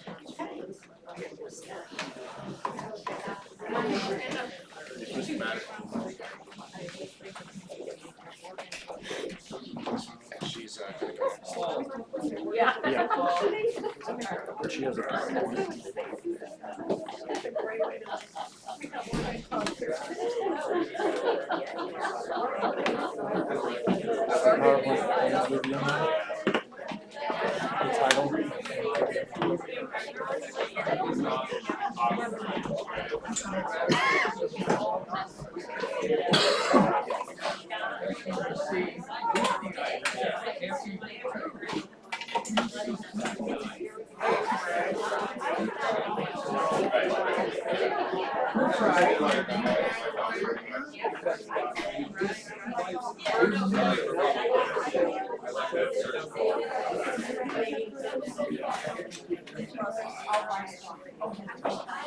What's called?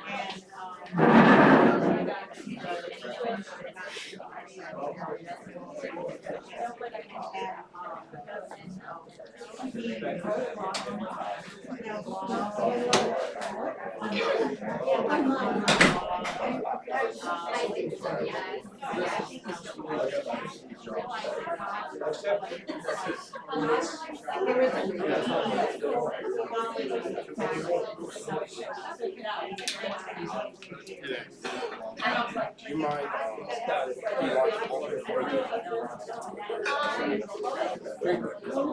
I think I'll sit. Is that okay? Yeah.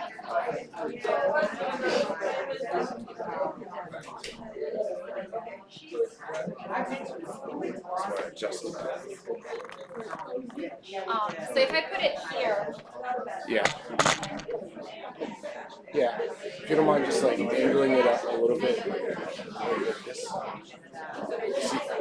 See your little microphone. Just like kind of like tilt it towards your lips. Perfect. Is that better? Yeah. And you have to. Actually, I think I might stand.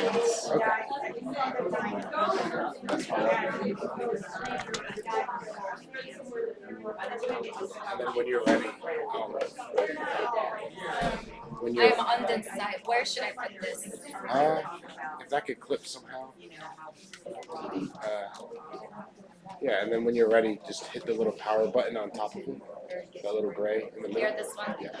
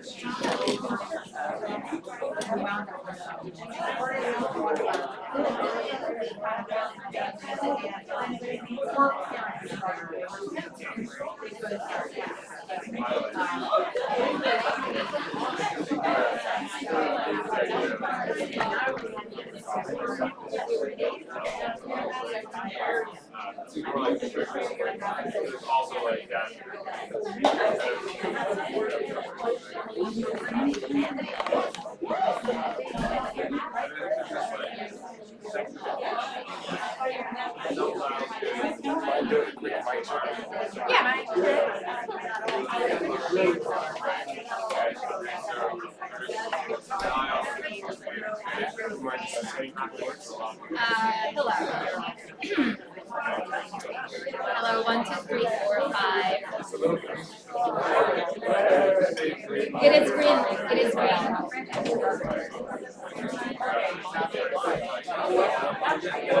It is green. It is green, but it's, I don't know if it is picking up. Yeah, probably crazy. It's way more resonating than mine.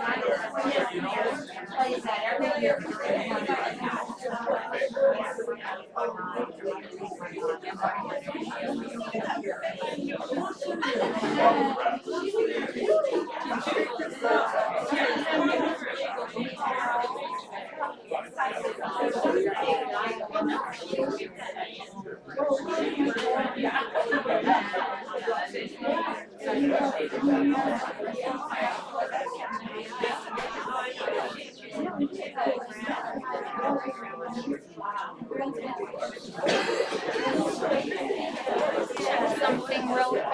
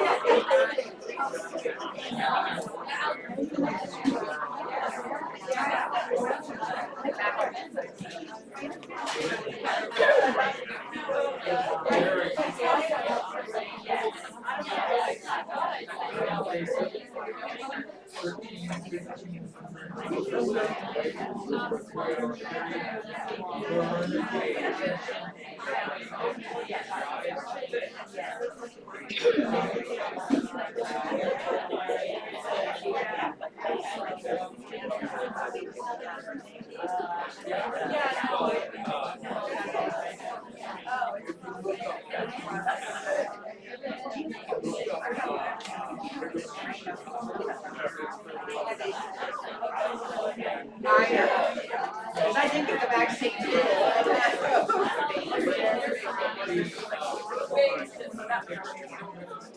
How you're sitting. Sorry. I know, Cliff got already here. Coffee for 6 weeks. Oh my God. He was everything no way. He's got respiratory virus.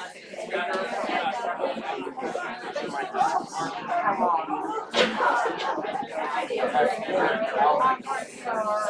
If it lingers, his doctor, it was just a virus that originally like he's antibiotic. His doctor told him, like, when you sit there, come dry yourself out. Airway was really good. He just kept coughing. Yes, sorry.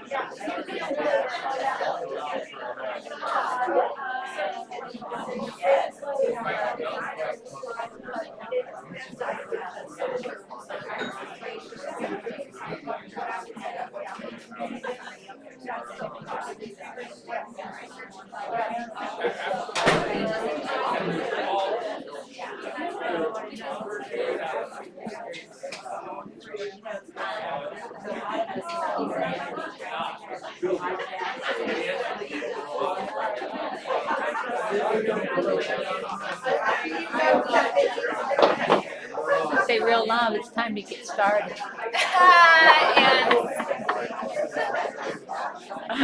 Should I call people in? So somebody with a loud voice. Where were we? We had Marty do that once with your voice. It's real loud. Test.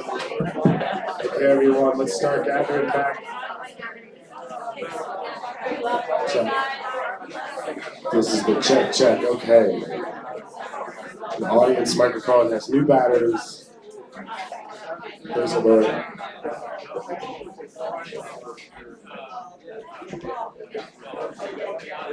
All right, Everyone, let's please get back to your gather seats. around.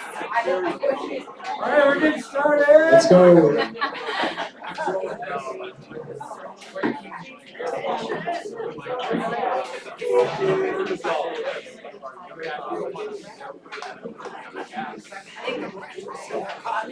Yeah. So we'll get started again. Find your way back to your seats.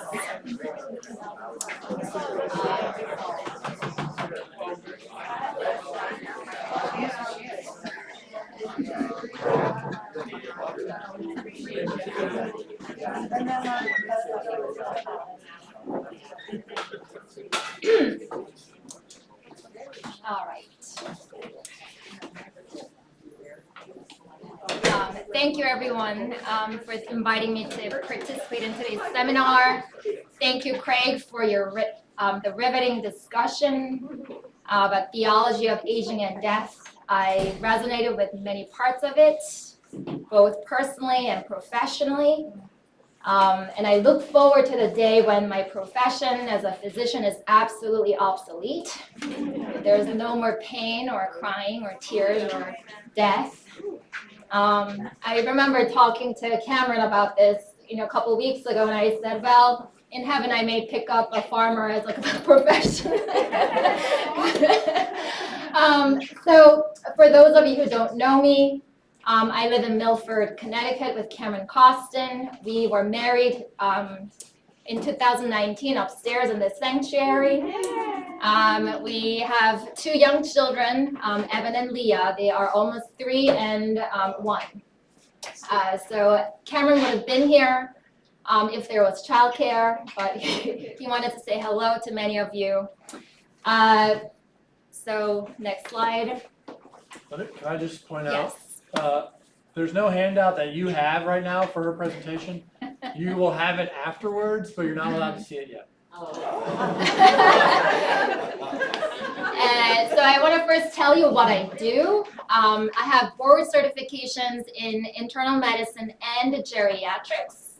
I work for the Yale New Haven Health System under geriatric service line, but I primarily focus on caring for older homebound adults. So I do house calls.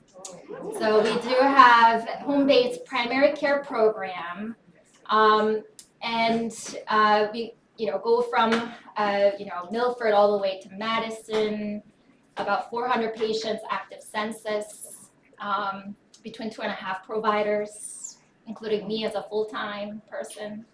So I work a lot with people with multiple conditions, chronic illnesses, most of them nearing their last few years of life, various disabilities, wheelchair-bound, bed-bound. I work a lot with caregivers and loved ones.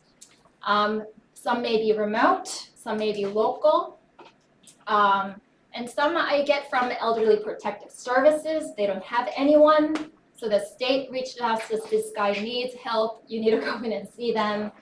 But those who don't have an adequate social structure struggle to remain in the home and may end up in facilities. So next slide.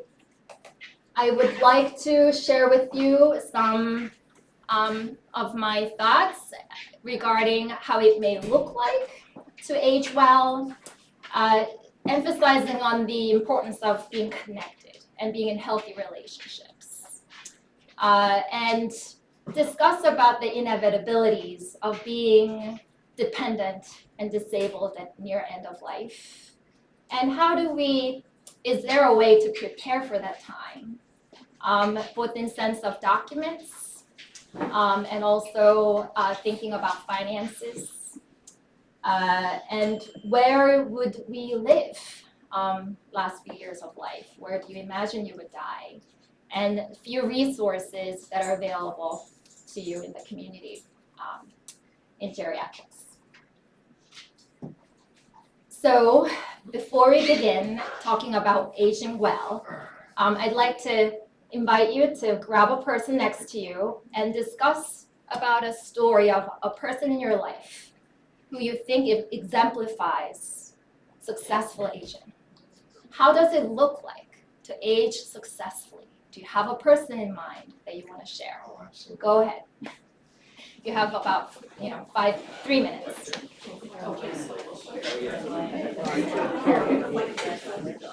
My father's father.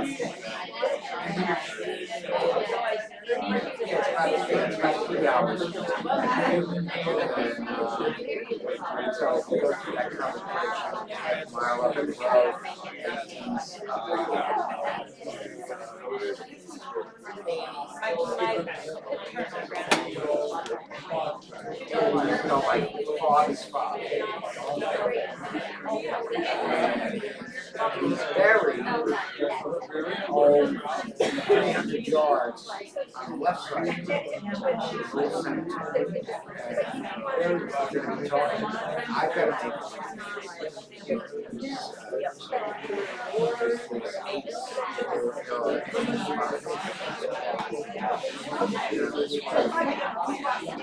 yeah, no, that's where, it's paperwork. And then if you go over half a mile on the right, he was an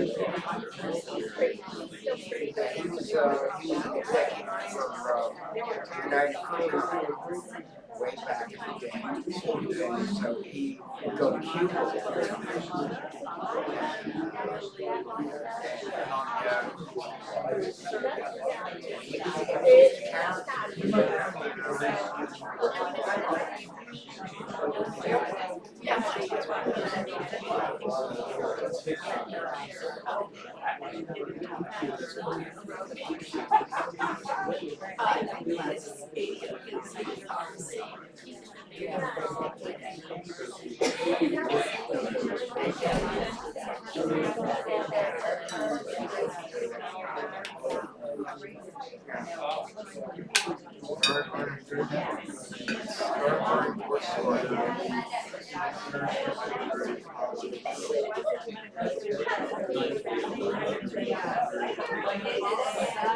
Alright, we're gonna wrap up in 2 seconds.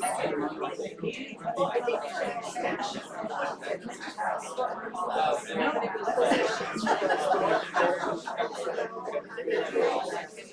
we're gonna come back. Yeah.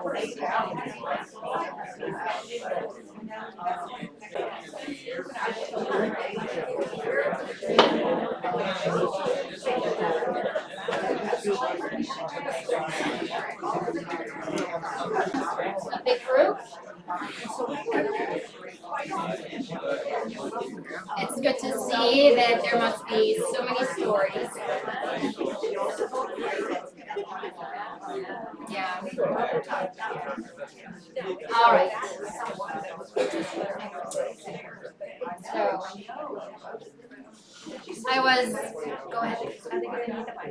Sure. Maybe a couple stories, short versions of you just shared you'd like to share with the group. Anyone? Mm-hmm. Well, I was walking around a bit. I was hearing some adjectives: active, water aerobics, church, being active in church. Anyone who wants to share? Silver sneakers. Silver sneakers. Okay, go ahead. Howdy. One of my grandmothers lived on her own until she was 90, and she was a widow, so she lived by herself from when she was around the age of 60 on her own, worked until she was 75, and they basically told her she couldn't come in to work she worked at Macy's as a retail. She sold housewares, so I always got discounts on blenders. But she moved to be in a condo in Southbury, actually, close to my mom and my aunt for the last 20 years of her life, and she just really had a nice rhythm and routine. Went to the senior center with friends, played cards, took care of her own place on her own, cooked, cleaned, flipped her own mattress. She just was one of those people who was very determined and didn't want other people to know how old she was. So just a good vision for staying active and having some purpose and connection, even when the circumstances were not necessarily what she would have chosen for herself. So Thank you for sharing.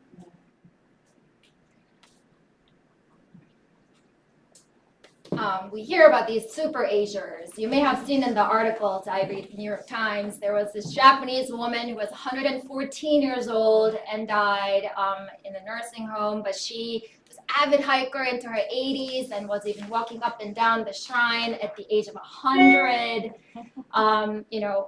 There are a few stories that I read in this book, Breaking the Age Code. We do book club once a year in Yale Geriatrics. And Becca Levy argues that the more positive view and beliefs you have about aging and older age, the more successful you will be in aging process, and tries to defeat the ageism in the United States. I mean, talks about, an older man who knows hundreds and hundreds of mushrooms in the forest and can discern this one you eat, this one you don't eat, and teach others on how to do mushroom picking. A woman who picked up swimming in her 90s and is earning medals. A man in his 80s reading hundreds of pages of epic poem by memory. So it is possible to have thriving, wonderful, life in older age, but with a caveat that at one point we may face decline one way or the other towards death.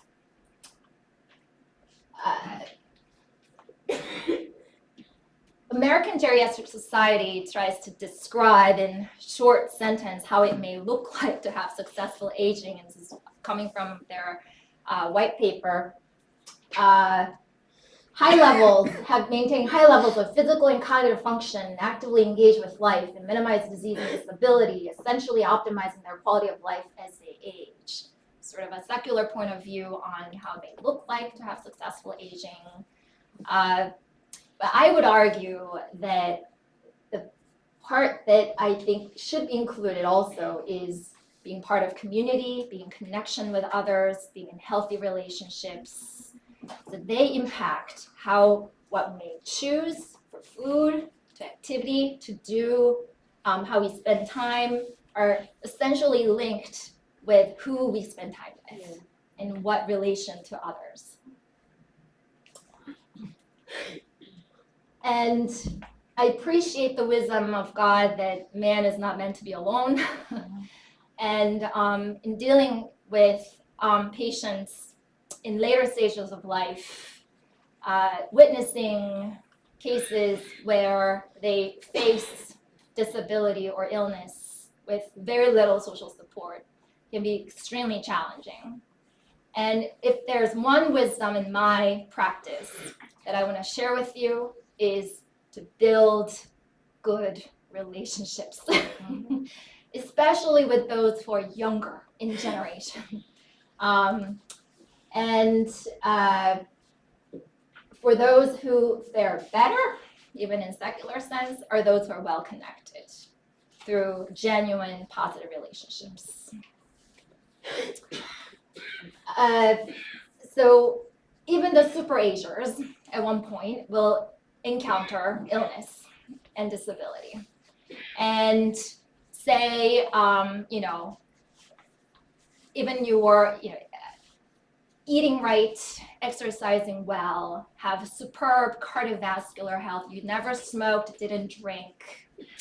At the later ages in their 90s, most common things that people will run into causing decreased activity and homeboundness tends related to arthritis, wear and tear, sensory impairments, you get macular degeneration, hearing loss, causing difficulty doing communication and organizing your life, and eventually dementia. So if you live long enough and you've avoided various medical illnesses, at one point you will become cognitively impaired. Okay, next. Okay. But I want to argue that dementia is not a normal part of aging. I hear a lot, oh yeah, mom's 94, she's pretty good for her age. But she does have cognitive impairment. Aging, you can click on it, age is a risk factor to develop dementia, but dementia is not a normal part of aging. You could be, still 95 years old with sharpest attack. You may not have dementia, but being 95 will increase your risk of getting dementia as disease. So as a part of normal aging, you may be slower, take longer time to retrieve information. may pause to find words, but you may still keep your function and be able to communicate information to organize your life. But in dementia, not being, being repetitive, forgetting what you just said a minute ago, forgetting major life events like you had back surgery 10 years ago, being able to be, confused about the order in which things happened over the past month. Those are pathologies that may raise question that you may actually be having a form of dementia. The dementia is a medical term that describes that you have a cognitive deficit that's causing functional deficits. If you have cognitive deficits, but you're getting by and you're doing all your functions to live, do your activities of daily living and instrumental activities of daily living, we may call that mild cognitive impairment. But once the cognitive loss is starting to cause functional impairment, then we call that dementia. Majority of, 70% of the cases, it may be Alzheimer's, but it may be caused by vascular factors like stroke, or some more rare forms of neurological diseases like frontotemporal dementia, cortical basal degeneration, etc. 1 in 3 people at age of 85 or above may have dementia. And in my work, about 50 to 70% of people live with dementia. It's very, very common. I want to tell you a story about Walter, fictional name, a real story. He was a successful aerospace engineer who lived in Woodbridge at age of like 89. He was living alone, but you walk into his house, things are very cluttered, but he has his own way of getting things on his own system. But it was not his house, but it was his girlfriend's house. And his girlfriend was living in a memory care unit locally. And he actually had lost his own wife 10 years ago. She had died. And they had no children. So he was just living in this house. But he did have, sons and daughters from his wife's family that he was in touch with, but in distance, and they were out of state, so he was living there alone. So I saw him. He was using a walker. He had a bad hip. He has bad hearing. And he had blood pressure issues and had a couple of blood pressure medications, but hasn't seen a doctor over a year because it's very difficult for him to leave home, and he was really not driving. He had some neighbors. And about a month after I met with him, he was in the hospital because he was found down on the floor. No one knew. People didn't know how long he was down on the floor, but was found by a neighbor, and police had to break into his house. And he he was in the rehab after the hospital stay for about 6 months, and then ended up being in assisted living facility nearby his place. And, over the course of the time, he had declined a lot physically and mentally, and he primarily lived on bed. He could not get out of the bed because of severe pain in his hip, and he had to condition a lot through the hospital and rehab stay. So his, baseline function was just being bedridden. And he could not tolerate Hoyer lift. This is an equipment to help lift you from the bed to the chair, but he could not tolerate it because of the pain in his hip. So in order to change sheets on the bed, he had to be rolled to a side, and then the aides will change the sheets and he'd be rolled back. And one day, I get this phone call from a lawyer. He says, I represent Walter, and they've been trying to convince him to sign paperwork to designate, the financial power of attorney so they could pay the taxes that he hasn't paid in 3 years. He was delinquent in taxes. But Walter would refuse to sign these papers saying he doesn't need it, does not understand that it's necessary, he does not need to pay any taxes. He had dementia, so he could not go ahead and designate. And later we found out that he actually had designated his stepson, Noah, to be the power of attorney, but had kept the document in a safe in the bank, and no one knew. So by accident, the stepson discovered the document, and he could avoid needing to go to the court to get conservatorship done. So, that issue had been resolved, and the lawyer did not have to continue to convince him to sign the documents. And at this point, legally, he's not able to really sign the document. He's not of the sound mind anymore. You're supposed to fill out those documents when you have full capacity, and he had lost it by then. So he, but he had done the healthcare representative, the living will document, and that was available to me. So making medical decisions was not as difficult because I already knew that his stepson was designated decision maker for him. So, while he lived in this assisted living facility in bed with private aid support, 8-9 hours a day, he was getting to a point where he couldn't really help to turn on a side to help assist with the diaper changes. So he started to have bed sores. And he would refuse to get out of the bed to upgrade the mattress to air mattress. It culminated to a point where he contracted urinary tract infection, was very sick, and was hospitalized. And then he transitioned to a nursing home, all private pay, and died there a few weeks ago. So this is a journey of, it's a story that I know of him over past 1.5 years.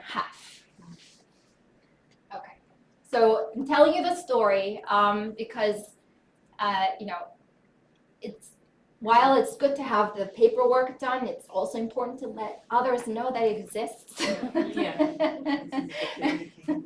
Because if they don't know that it exists, then they may still go through all the trouble. Okay. So advanced care planning, what does that even mean? It means that you care for your future in advance. In the event that you become incapacitated or unable to make decisions for yourself, then you have designated a person to do it for you, or you have completed documents stating your end-of-life wishes. So advanced care planning means that, while I try to stay healthy and, do things that I need to do now, but in case that I get sick in the future, I can prepare these things. So that's advanced care planning. I believe the most important part of advanced care planning is actually having conversations about this with your loved ones that you think you're hoping to designate as your decision makers. And don't assume that your loved ones may know what you would have wanted. They may not. And also think that having had these conversations in advance with your loved ones is a gift to your family or to your friends. I work with some, sons or daughters or sisters, nephews or nieces. No, I've never had these conversations with them. I don't know what they would have wanted. And they may feel guilty choosing one course or the other because they're not sure what may be the best course of action. But if they had had a conversation, it becomes that you're just following their wishes. So the burden of decision making becomes much, much less. There is a tool online, completely free, Prepare for Your Care. It has all the elements that you can think of doing medical advanced care planning, so I recommend that you visit the website. When approaching the conversations about your end of life wishes, it may be difficult to approach the conversation like, well, Mom, would you want option A, B, C, D, E, or F? It's hard to have a conversation in that manner. More helpful discussion will be more value focused. Okay, what matters most to you in your life? How do you find joy and meaning in your life? If your health were to get worse in the future, what would be the most important goals? What are your worries or fears should you get sicker and nearing end of life? What are some of the abilities that you have now that are so critical that you cannot imagine living without? How much are you willing to go through to earn more time? And having a sense of what those values and their goals and what's important to them as a person will guide you in these decisions about menu option A, B, C, D, E, F. So one of the most important thing about advanced care planning is choosing your decision maker. It's impossible to imagine every scenario in medical journey and write everything down, how you want it done. There are so many different possibilities in different cases. The most helpful thing would be to have a person that you know you can trust, knows your values, and have the person represent you when you cannot do so yourself anymore. And that person may represent you temporarily while you're just unconscious for a few days or few weeks, or permanently when you encounter illnesses where you lose capacity permanently. And it may be one person, but you can also designate multiple people. But having wisdom around understanding the family dynamic, in some cases, choosing one person may fracture, oh, Mom didn't put me as one of the representative, and it may sometimes, not always, cause friction in the sibling relationship. Sometimes they put everybody on, but then either they disagree on how to make decisions for their mom or dad, or they may defer to each other. So it varies from family to another, but having had conversation directly to them in advance about what you want may prevent that kind of conflict in the future. So the actual document that you would sign to designate a person who would manage your healthcare decisions, it's called Healthcare Representative Instructions. Loosely speaking, the doctor may ask you, do you have a power of attorney? But what they mean may be power of attorney for healthcare decisions. So when you use the term power of attorney, it may mean three things. One is just for healthcare decisions, second for financial decisions, or three for all the decisions. So depending on which form that you're working on, it may just discuss the finances, it may just discuss the healthcare, it may discuss all. What's important is that you make sure you designate someone for both healthcare and finances. Living will is a document that we're going to go into more, but it's not the will that you think about, estate planning after you die.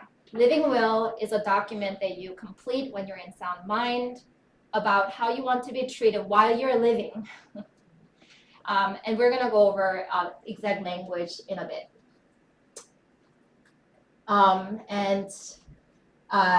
There may be some other elements regarding do not resuscitate, do not hospitalize most. We'll go over that in a bit more. So what happens if you were to get sicker and incapacitated and you don't have these documents done? In Connecticut and in the United States, what will happen is that authority may fall on your next of kin.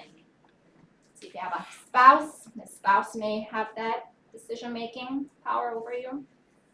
If you don't have a spouse, adult children, If no adult children, parents. If no parents, siblings. If no siblings, cousins, blah, blah, blah.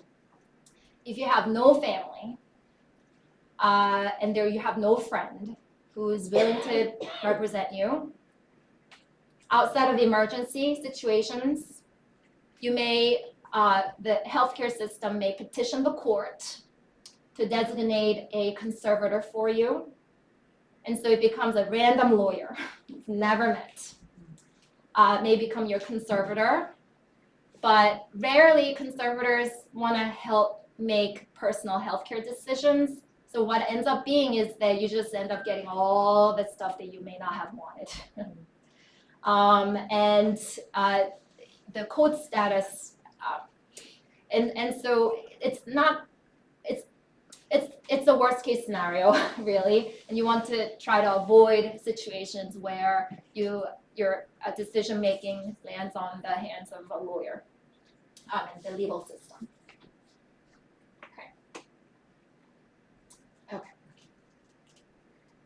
Okay. And in certain cases, say you had not designated healthcare decision maker, and you have like 3 kids or 2 kids, and they cannot agree on how to make decisions for their loved one. Cannot agree on where to put them.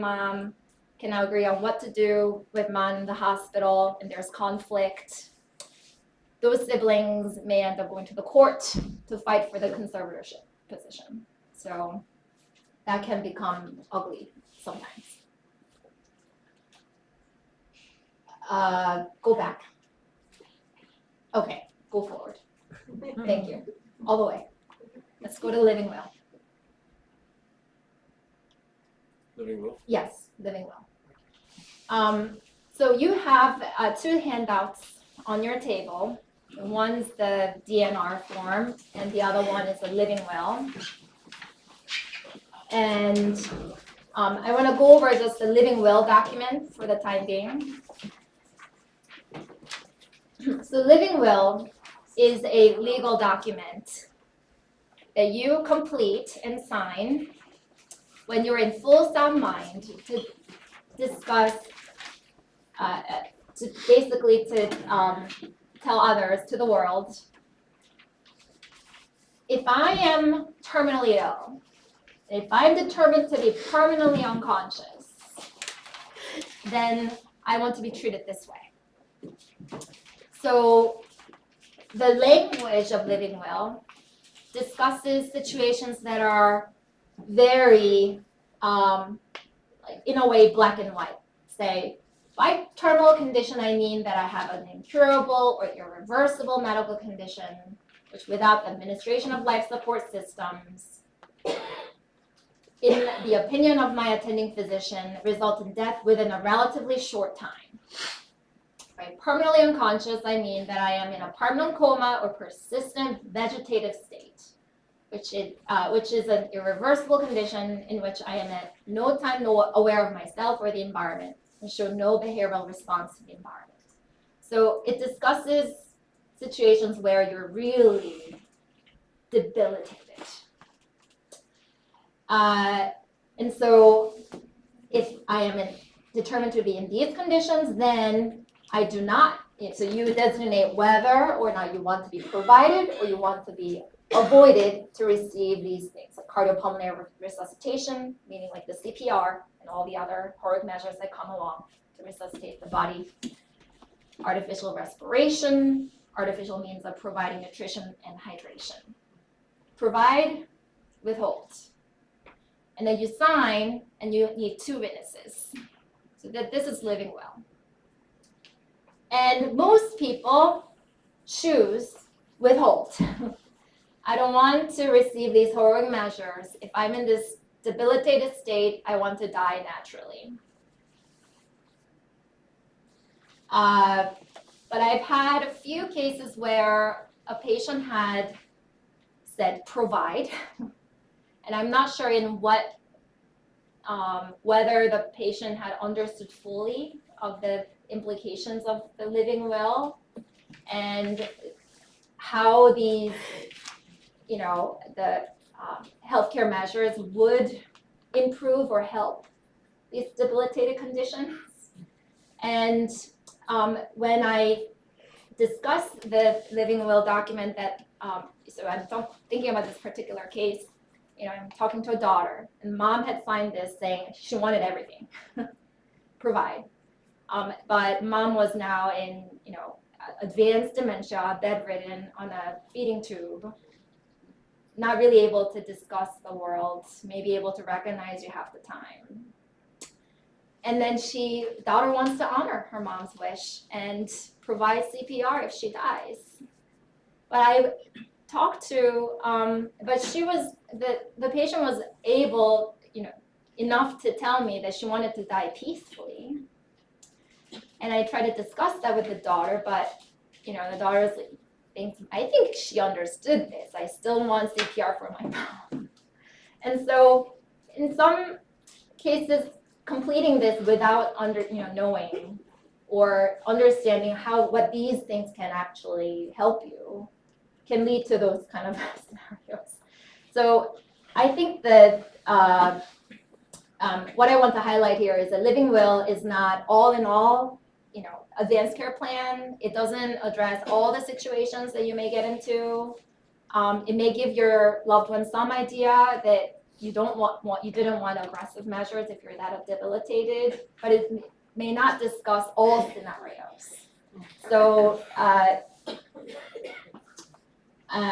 so that's why it's important to have designated a healthcare representative who can navigate all those different scenarios. Living will may not be able to do that. So now we're gonna break into smaller groups again, and I'd like you to discuss what's the difference between, so we'll come back in 3 minutes.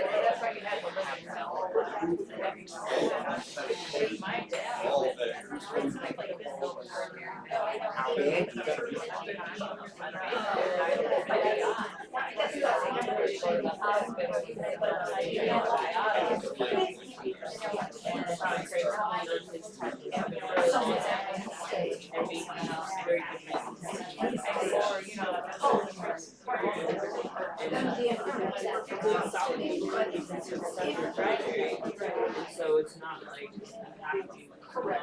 And then the DNR would be our just but I'll say.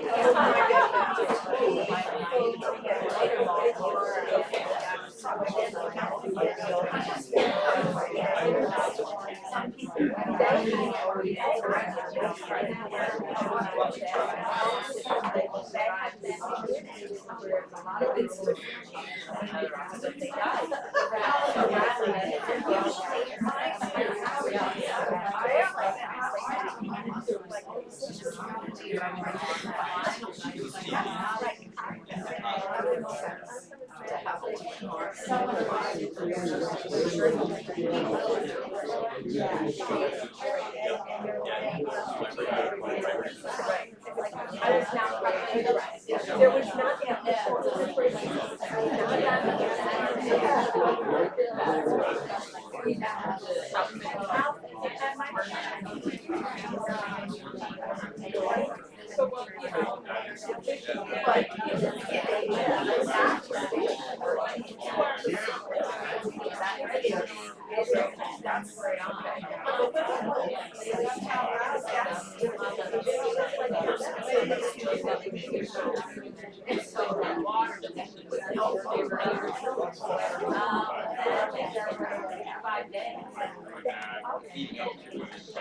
All right, we're gonna come back.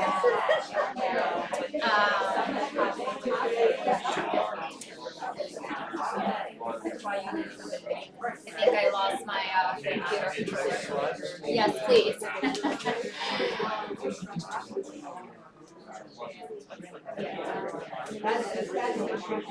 All right.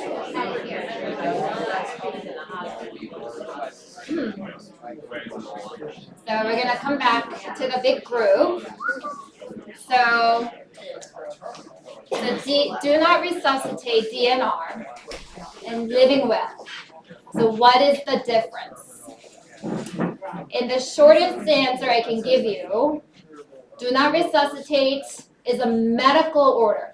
It's a medical order that physician signs along with you or your representative. It's a medical order, physician signatures involved. It is direct and it's actionable. It's a state where it declares if you die, then we allow you to die naturally. But it just says nothing about how to care for you when you're alive. Living will is your declaration of your wish, how you want to be treated if you were to be in that permanently unconscious or terminal condition. It's not an order. It's your declaration of your wish. I talk about this with families and, oh yeah, mom, she did living will, we're all safe, we have DNR.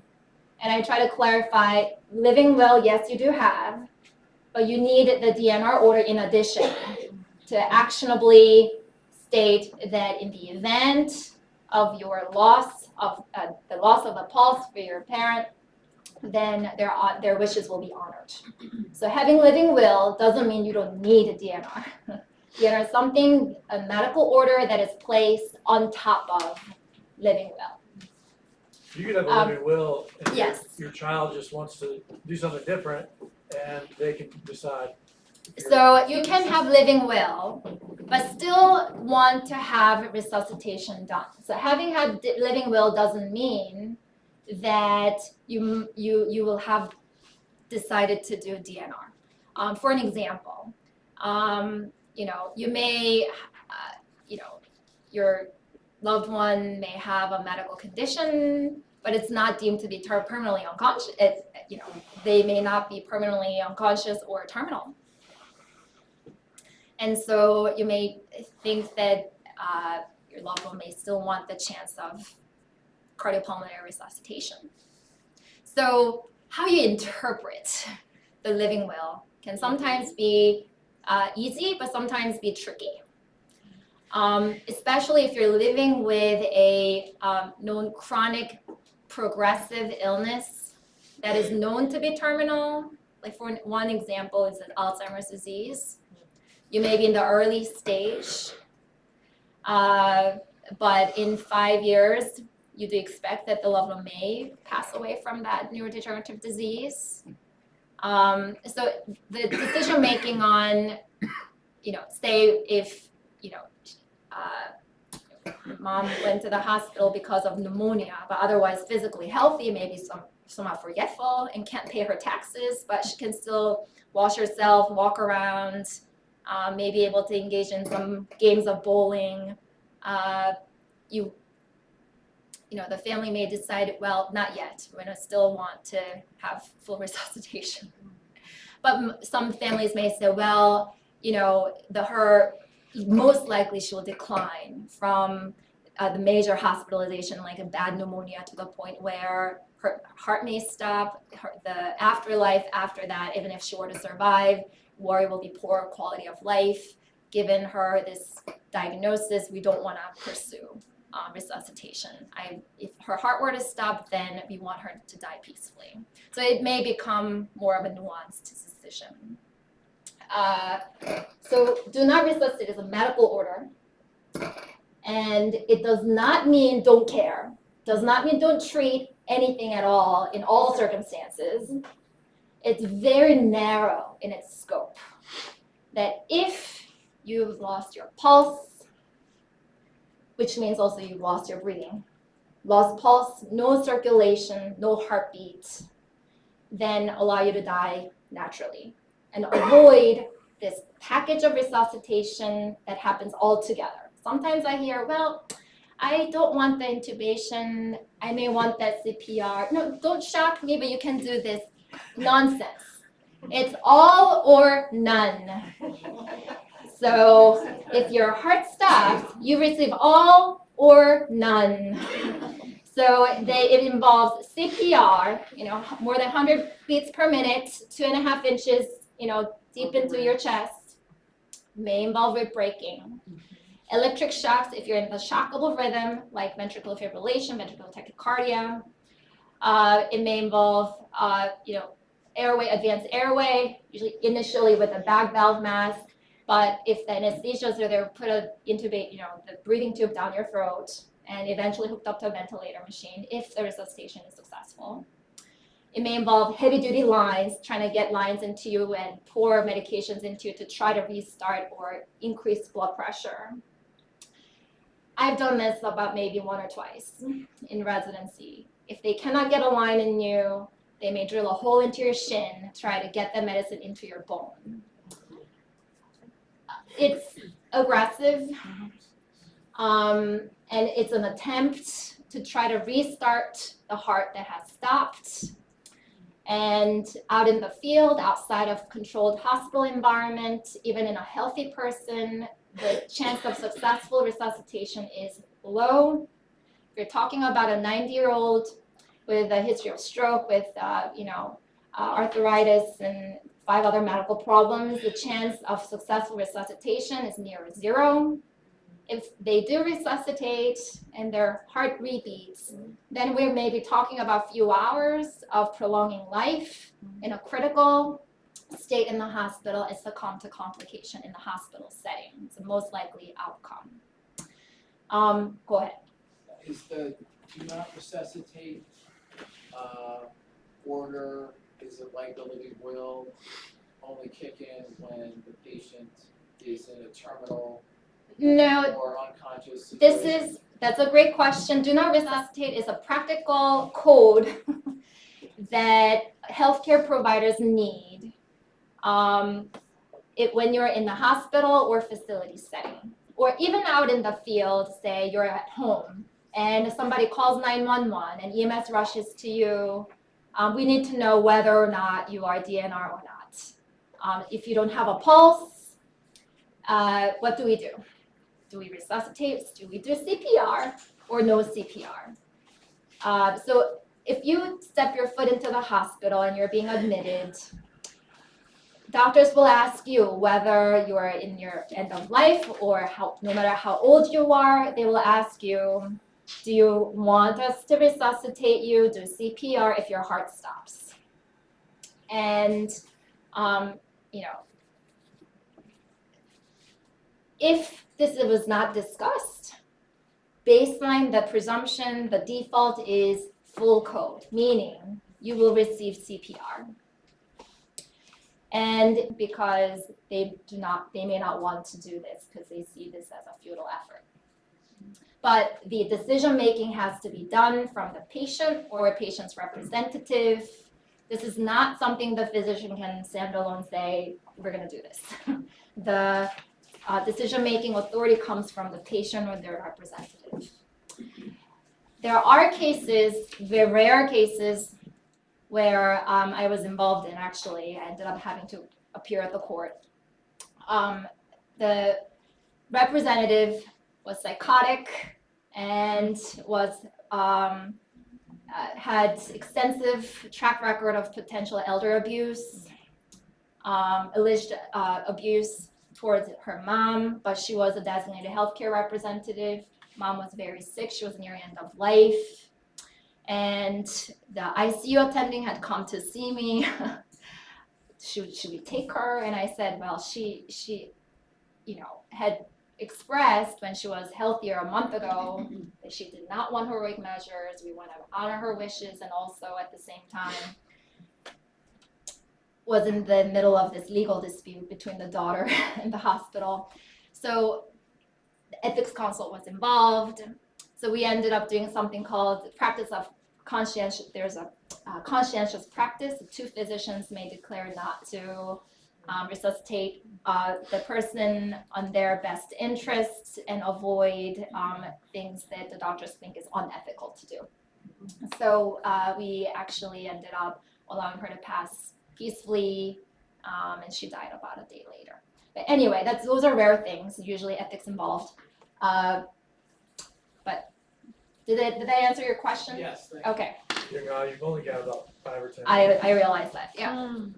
Quick question just on how flexible, I know this is not intended to be flexible, but how responsive it is to circumstances. So I think in most cases we're imagining, the 80-year-old version of us or our parents after a bad flu and DNR being completely appropriate in those circumstances, right? When they would be fully incapacitated otherwise. However, you think about these rare cases like LeBron James' son, had cardiac arrest at 17, 18 years old, right? Athletes in those kind of circumstances. Talk about how could you have, I don't know, maybe it's rare for, say, a 50 or 60-year-old to have, an athletic induced cardiac, arrest that could be resuscitated essentially fully.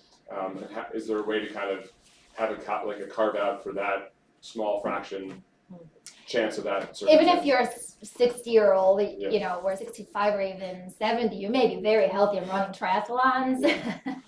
And so aging and,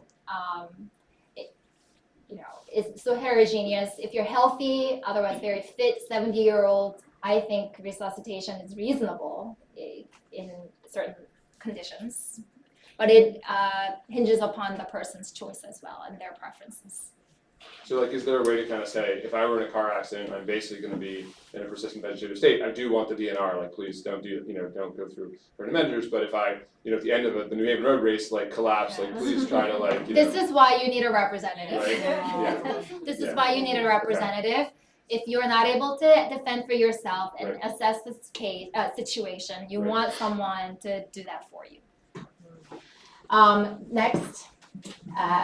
So in extreme example, so DNR, you could have DNR, do not resuscitate order, but be in the ICU on a ventilator machine, a feeding tube, and a dialysis with a Foley catheter and 5 different lines.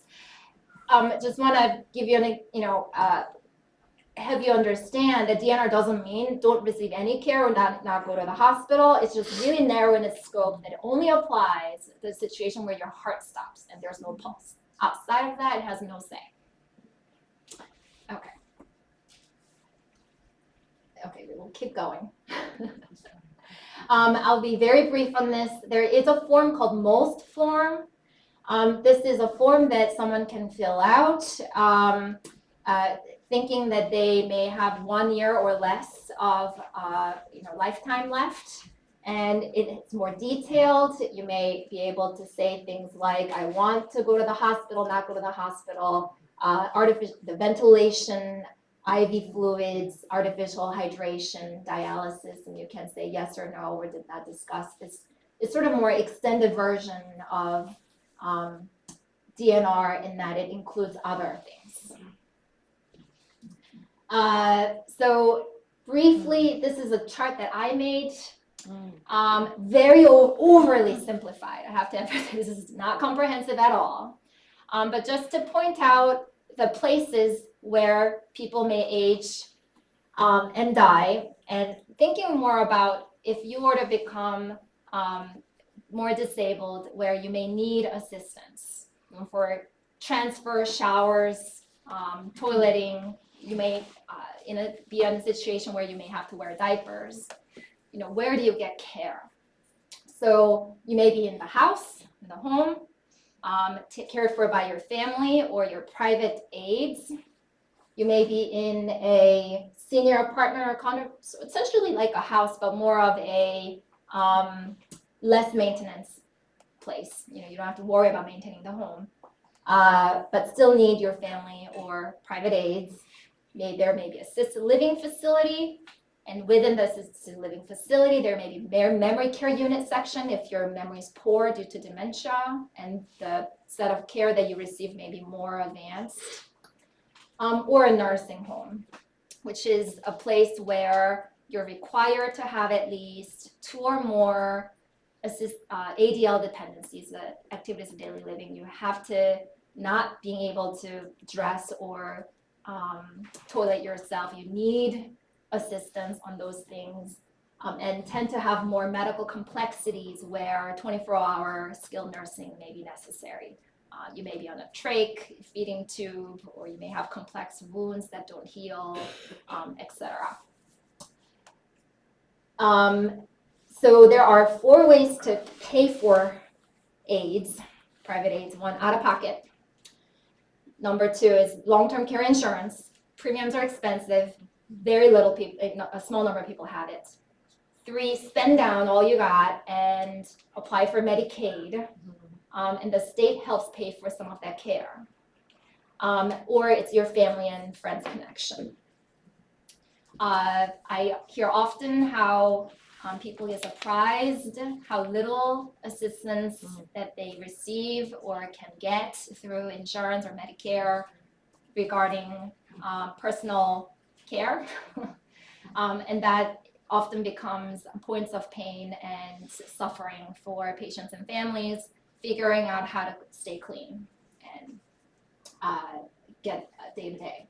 But some illnesses may be short, on the orders of hours to days. Some disease courses may be long, so it may be hard to predict how long you may stay disabled, right? Okay. So receiving health care as a disabled older adult almost always involves financial conversation, and planning ahead for your finances and also designating a power of attorney to manage your finances is an important part of doing advanced care planning. And I think we're going to have to end here. So there are certain home services that are available in the home setting. I won't belabor these points. Next slide. There is an online directory through Yale Geriatrics listing some resources in the community for older adults, including lists of elder law attorneys. Okay. And every region of the United States has Area Agency on Aging, and they are sort of like a resource hub for senior care in the community. You want to explore what services will my loved one qualify for through the state. This is the agency you want to contact and to explore. Okay, that's it. All right.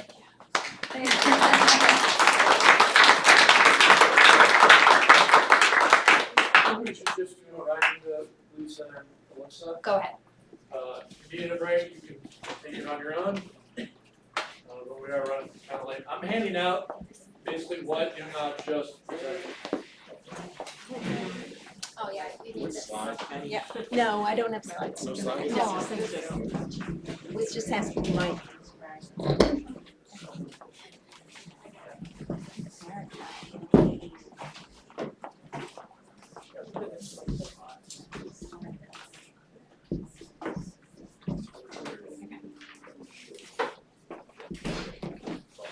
In the folder, there's a stapled packet that starts with vital information.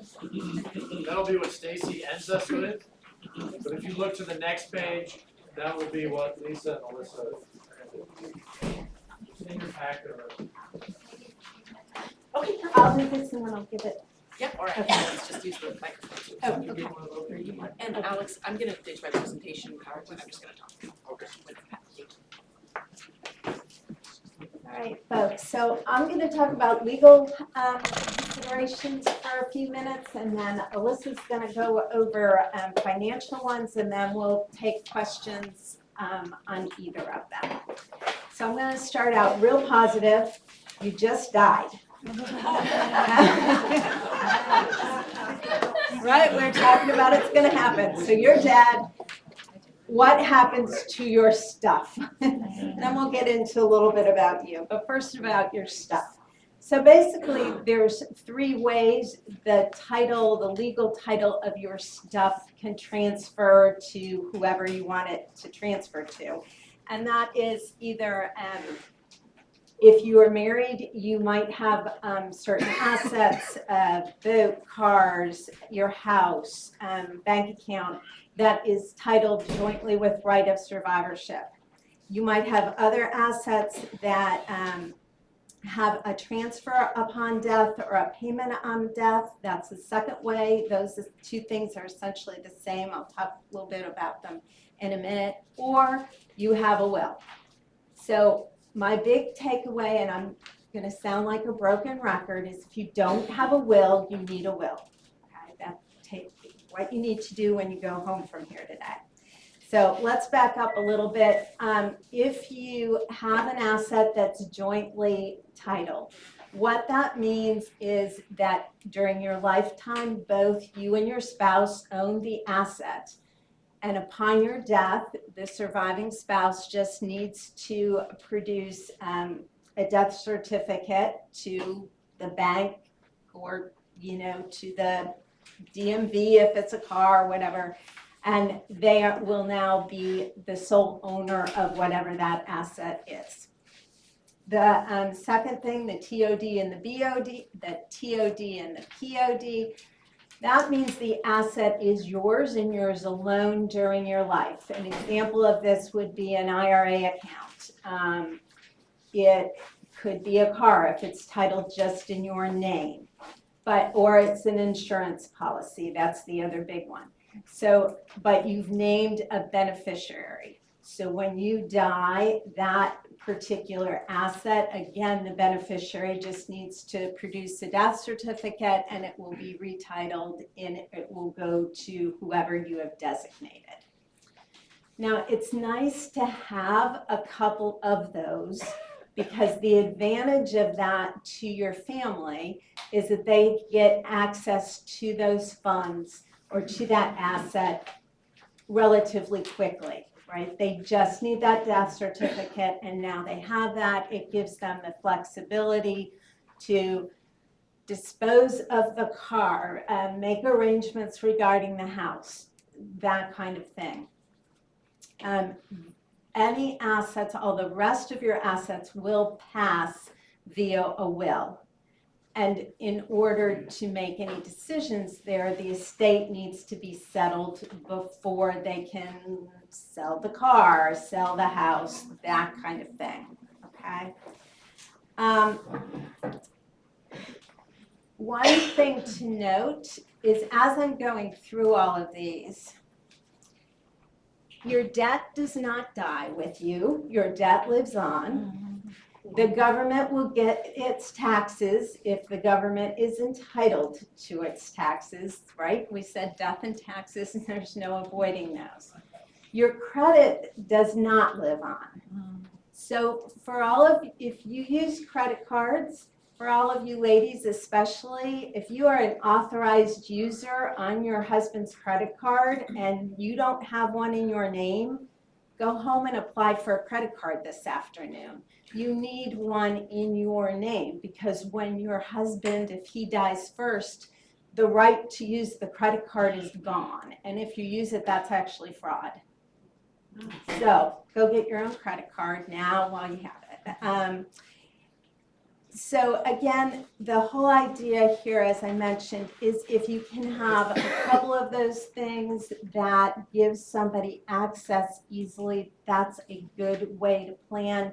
Let them know, they should know, again, as we've been talking all along, that you've got to have a conversation. It does no good if they don't know they have the access and where the documentation is to give that. So the three things you need are a will, a legal power of attorney, and the living will healthcare representative designation. And I'm going to talk about the three of those as we go through. But let's start with the will and why I say you need it. If you do not have a will, then the state of Connecticut, via its intestate laws, provide how all your possessions will be distributed. And I've gone through, and you can read there what generally happens. 90% of the time, the way the state will distribute your assets is not the way people want them distributed. Usually, if you're married, you want everything to go to that spouse so that the spouse has access to all of the assets should they need them, and only then to go on to the next generation. Now, I'm not saying that's how you have to do it. That's just usually what most people want. That is not what the state does.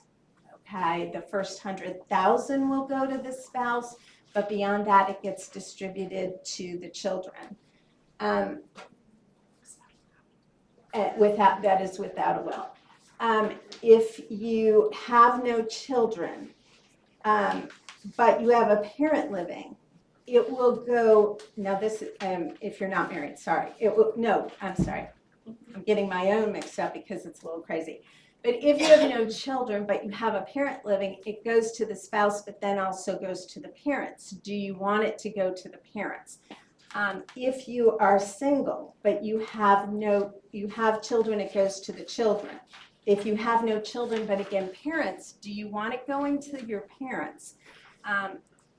Usually people want it going to the next generation, not the generation up. So that's all consideration of why you need the will. So going on to reasons to have a will, you want to be able to designate how the property is distributed. You also want to avoid fees paid to the court. So general, I do see some of you I know still have minor children. You never want a minor child to inherit anything directly that needs to be managed. So when I say that, I'm not talking about, my watch that I want to leave to Johnny, right? That's fine, but you don't want to leave money, house, car, any of that to a minor child. If that happens, then, and it's above $10,000, then the court will designate a guardian to represent the child's interest. And what then happens is the court gets paid, the lawyer gets paid, and the assets get used up that way. So you always want to avoid it going directly to a child that way. And again, a good will do that for you. It will set up a trust, and that way you can leave it to the child. Alyssa's going to talk a little bit about some other ways as well with 529s or that idea. If you're single, going back again to that idea, where do you want your assets to go? Do you want it going to your siblings? Do you want it instead to maybe go to a niece or nephew to provide for their education or something like that? So again, all of that is something you can do through the will. If your estate is going to be subject to estate or inheritance tax, a will can set that up to minimize that. Can't avoid it, but it can set it up to minimize it. Now, right now, those levels are extremely high. I mean, like really high, 13 million you can pass on without estate tax. And so I'm sure you're probably thinking, well, Lisa, I don't need to worry about that. It changes constantly. This is, if you think back to the election speeches, this is something that Congress plays with all the time. Right now in 2025, it is at 13 million. If Congress doesn't act, it sunsets back down to 7 million. I know you're probably thinking, well, I still don't need to worry about it at 7 million. But just think of what a difference that is. That's cutting it in half in 1 year. It changes. There's very different viewpoints on this within the political parties, and so it is a famous one to change from year to year.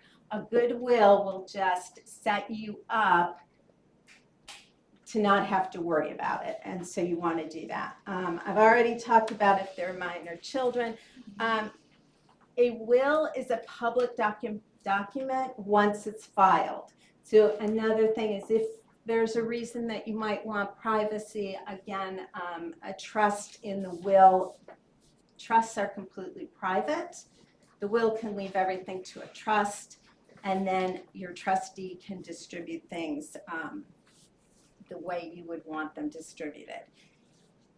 Also, if you have minor children, as a Christian, you can designate in that will who you would like to raise them. And as Christians, who you might want to designate might be very different than what the court or the family might anticipate you would designate. So again, that is also a conversation to have before ahead of time so that people know what your thinking is there. My recommendation is always to have a lawyer to hire to draft the will. You can use online services. And if financially it's not an option to go to a lawyer for you, use the online service. I'd rather you have a will than not go to the lawyer. The advantage of going to the lawyer is, as Young Ha was mentioning, and Craig got into a little bit too, this whole family dynamic piece. The lawyer can sit down with you and talk through that. What is the family dynamic and how does that influence who you're going to name, how you're going to name? That is something that online cannot do for you, and that is why it's so important if you can really have those conversations. My daughter just had hers done with the birth of their first child, and it costs about $2,000 ballpark. The online is about $300, just to give you an example. For the $2,000, you should get a package of the will, the power of attorney, and the healthcare representative. They should do all three of those for you. So going and just getting it all done is very helpful.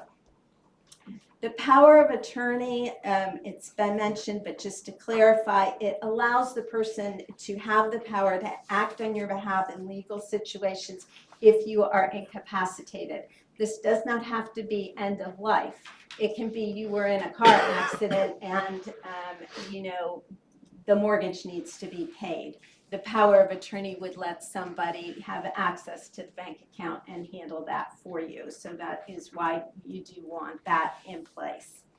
Again, they have to know that they have the power of attorney and where the document is to go get it. The living will healthcare representative, we talked about the living will. The healthcare representative is broader. I gave the link on the handout.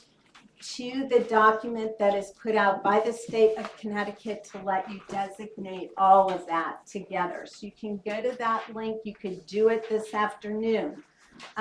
Please note, though, in some cases, there needs to be witnesses and possibly notarized. Again, that's why it's helpful to go to the lawyer. They will make sure it is done correctly so there's no question about it. One of the advantages of that healthcare representative is that you can designate a conservator of the person and a conservator of the finances. And this is basically, if you are starting to get into that cognitive decline, who is going to be your representative if cognitively you can't make decisions?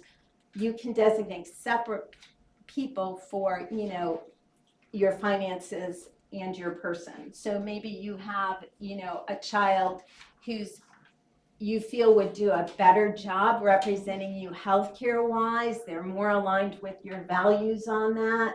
Maybe you have another child that's better with money.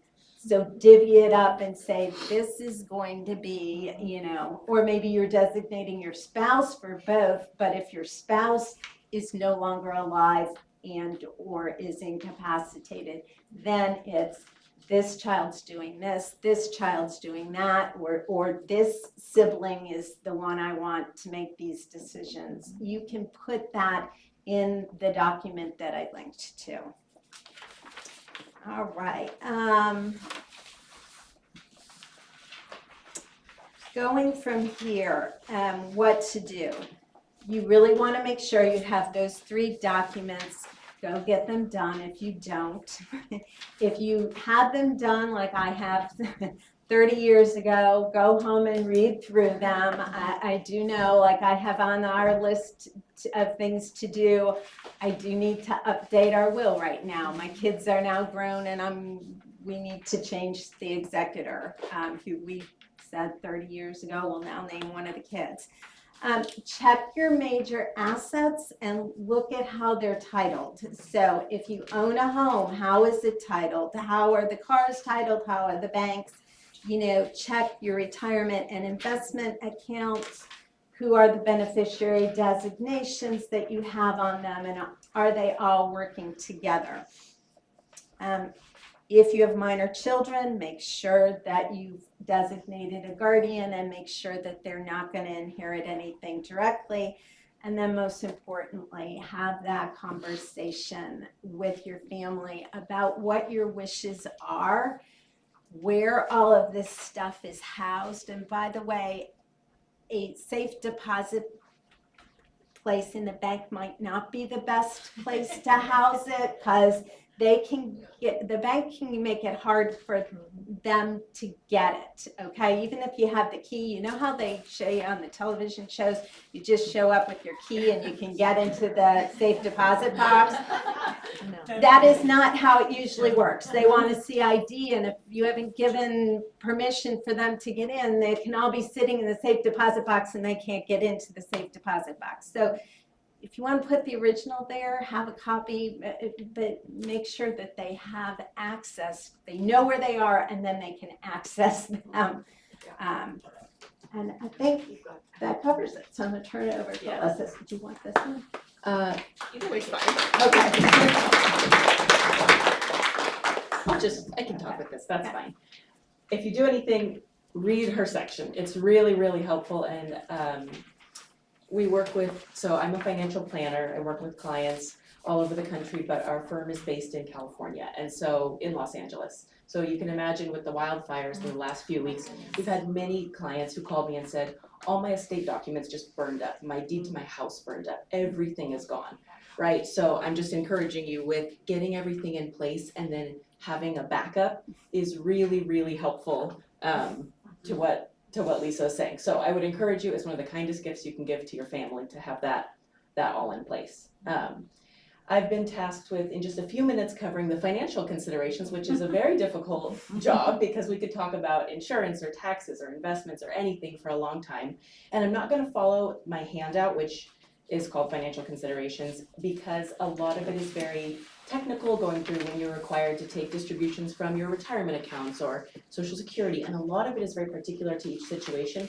So I'm gonna go up to the balcony view and just talk a little bit about the different stages of aging or retirement we see with clients and some considerations there, and then a little bit about family gifting or legacies. And then hopefully if you have specific questions about some of these technical items, we can talk later, or I cover things like umbrella insurance, which I think is really important, but you can read about and follow in the handout that I've done. So kind of as a first consideration, when we're talking with clients who are aging, we talk about retirement or aging in 3 stages.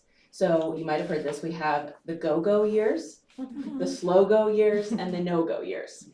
And that usually starts, the go-go years are at their retirement through, depending on health, early to mid-70s. Slower is usually mid-70s through mid-80s, and then the no-go years are after that. And each of those stages comes with different financial considerations, different income sources, like Social Security, required minimum distributions you need to take from your retirement accounts or face penalties, and different expenses. So in these go-go years, we have clients planning on, that's when they want to travel and go see their kids and do all their adventures that they couldn't do when they were working, right? And in the slow-go years, we see that people are oftentimes having, actually it's one of their lower expense years because they've stopped traveling as much, they're staying home a lot more, they're invested in a local community before we see the most financially cumbersome stage in the last stage of people's lives, oftentimes because of healthcare costs.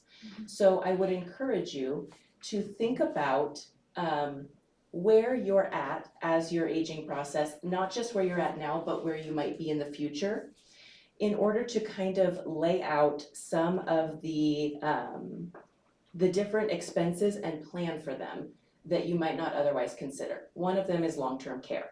So we've talked a little bit about how expensive long-term care is. We talked a little bit about, and I don't really have to go over this very much because you have a very helpful slide to talk about the different ways to fund it, the different ways to be involved with your family to pay for it, things like that, different ways to use up your assets, public benefits. But the most important thing on a case-by-case basis is to have some sort of plan, because you don't want to be surprised when you get into that last phase of some of the expenses that come that just eat up a lot of portfolio and eat up a lot of assets. So as you're thinking about these stages, important things to consider for income are your Social Security. I won't go into it very detailed, but you can maximize your benefit by delaying starting until 70 if possible, if your cash flow allows for it. It increases 8% a year after you hit your full retirement age. But there's a lot of strategy that can be done for spouses. If you're both eligible for Social Security, you can claim on your spouse's record if it's higher than your own and have that additional income, and that's a conversation. The second conversation with the income or withdrawals is around required distributions from your accounts. So the prior ages were 70 and a half, 72, now it's 73, and if you're born after 1960, it's 75, that you need to start withdrawing from your retirement accounts, or the penalty is up to 25% of that amount. So it's very important to be aware of what the requirements are and to plan for your withdrawals in a way that enables them to be sustainable over the long term. So a lot of the work we do with clients is, yes, you have to take 4% out of your retirement account when you turn 73, that's true. But most of the time, people need more than that to fund their living expenses. You've worked your whole life, you've saved in your retirement accounts, you've lived on a paycheck, and then you retire. And what do you have? Social Security, sometimes a pension, and your accounts that you have saved if you have them.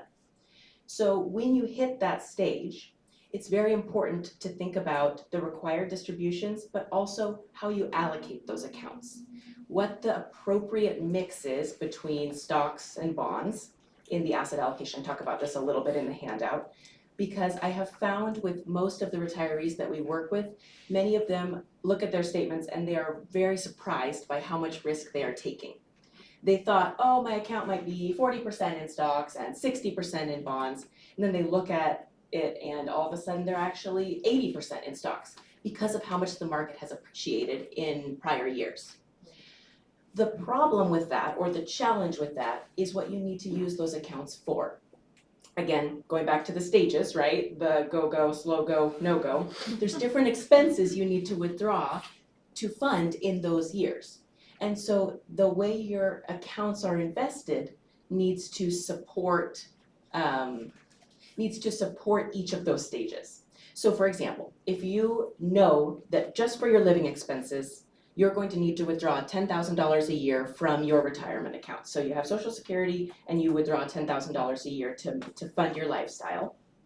Then I would encourage you to look at the balance and say, hey, do I have at least like 3 to 5 years of money in that account, at least $30,000 to $50,000 of my account in shorter term, more conservative investments. The reason is when we experience market cycles and the stock market goes up and down, and 2022 was horrible and then 23 was great, but if you hit a year of 2022 or 2020 when COVID happened, I don't know if you saw your portfolios all went down just temporarily, but if you need to take money out at that time, it's a really significant risk to your financial stability. So we're looking at a balance, and something actionable you can do is think about your living expenses, think about how much you need to take from these accounts if you're in the stage of withdrawal. If you're, usually that's once you've retired, and think about protecting at least 3 to 5 years of that allocation, this is as a rule of thumb, into a more conservative investment.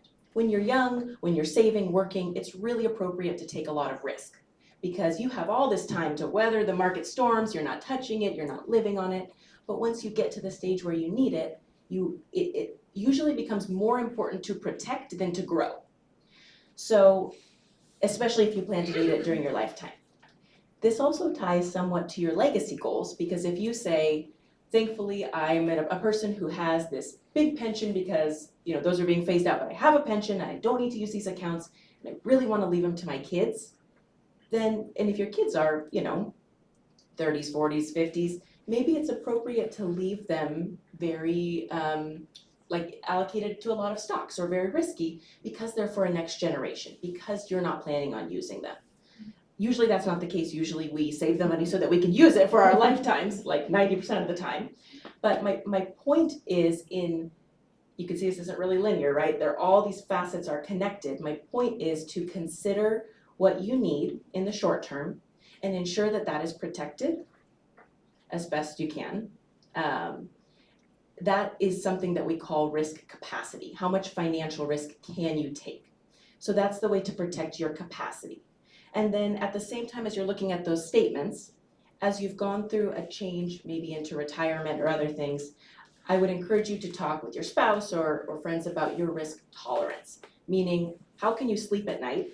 Are you comfortable if your savings, what you've worked so hard to save for your whole lifetime, acts like a roller coaster? Do you need it to stay more level in this stage to feel peaceful and to not say, the market crashed, I need to get out of my investment right now? That's the worst thing you can do for your long-term financial success in terms of investing. So I would encourage you to think about that as well. Think, if I have $100,000 saved, the market could, within a couple months, it did during COVID, it went down over 20%. If that $100,000 becomes $80,000, am I still okay? Can I sleep at night knowing that that's going to bounce back over time? I don't need to react and I don't need to withdraw it right away. That's part of the conversation that in terms of like an actionable step for a very nebulous concept, there's no perfect right answer for I'm this years old and I should have 50% in stocks. But to begin to consider your withdrawal needs and your risk tolerance, your ability to withstand that risk. That's a very actionable thing you can do to look at your accounts. And you might be surprised when the market went up over 20% last year, the year before. A lot of people, like I talked to my grandparents over Christmas, like, we think we have 50% in stocks. And then we look at their account and it's over 80. And that scared them because that's their hard-earned savings. They both worked very, low wage jobs their whole life. They've saved that money. They need it to last for them. The last thing I'll say about personal financial considerations is that long-term care is usually one of the most expensive things at the end of someone's life. And you might have family that you can call upon and receive care. I would encourage you that that is not always the burden for them that people perceive it to be. Oftentimes it's actually a blessing to have parents, grandparents involved in that way, living with the next generation. And I would encourage you to think about and talk about how to fund that if it becomes necessary. And it's okay to not know how to fund it, and it's really okay just to have a conversation about, most people don't have long-term care insurance. It's very expensive insurance. Lisa and I were talking about it. It's prohibitively expensive for most people. And you might not have the portfolio saved up, just like my grandparents wouldn't, to fund a long-term care event that can cost, thousands and thousands of dollars a month for someone coming in your home or something like that. So don't let that be a barrier to having the conversations, because there are other options. And so beginning to talk about that, beginning to engage with those questions will help you, not, and we can go over different resources. I want to be cognizant of time. But on the personal financial considerations, I would encourage you, look how you're invested, make sure you're comfortable with it, make sure if you're withdrawing that you have a few years set aside that you can weather volatility of the market. And if you have specific questions about how to do that, we can always talk about it just on your personal situation. That's one side. Hang with me for 3 more minutes to talk about the family considerations. I want to highlight 2 important ones. I talk about more in the handout, but I want to highlight 2. If you're in a position or situation where you want to and can give to the next generation, there are 2 very tax efficient ways. Since we started off with death and taxes are unavoidable, let's end with save some taxes, please. One of them is a 529 or college savings plan. Many of you are familiar with this, I'm sure. But the benefit of this plan is that if you have a younger grandchild, niece, nephew that you want to support, it does not have to be a lot. You can start a college savings plan for them or an educational savings plan. It can be used for K through 12 in the state of Connecticut as well, up to $10,000 a year. You can begin to fund these accounts, put in a little bit of seed money and invest it for them. Let's say you do it when they're very young. They might have 10 to 15 to 18 years before college starts where that money can be saved. If you put in $50 when they're 0 and you have it grow at 8% for 18 years, that becomes $200. It fourfolds. It basically increases by that level. That compound benefit and interest is really important with how expensive education is becoming as a way to set them up for success if that's their path, because all that growth is tax exempt if used for qualified educational expenses. So you can give them the $50 now, and by the time they're 18, that $150 of growth is tax-free. They don't have to pay taxes on that, which is a very unusual benefit in our system. We like to pay taxes on everything and all of our accounts and all of our income. So that's a huge benefit to them. We've seen a lot of people set it up as a alternative for birthday and Christmas gifts. So the parents will say they have enough toys, they have enough clothes. Will you contribute $25, $50, $100 into this one account for them that continues to grow?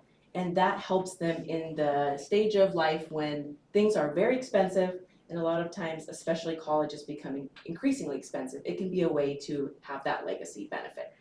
You also get a tax benefit, tax deduction in Connecticut on your Connecticut state taxes for contributing $5,000 per person up to, so $10,000 if you're married filing jointly. And if you contribute more than that in a year, you can carry over that deduction to future years. So there is a state tax benefit in Connecticut.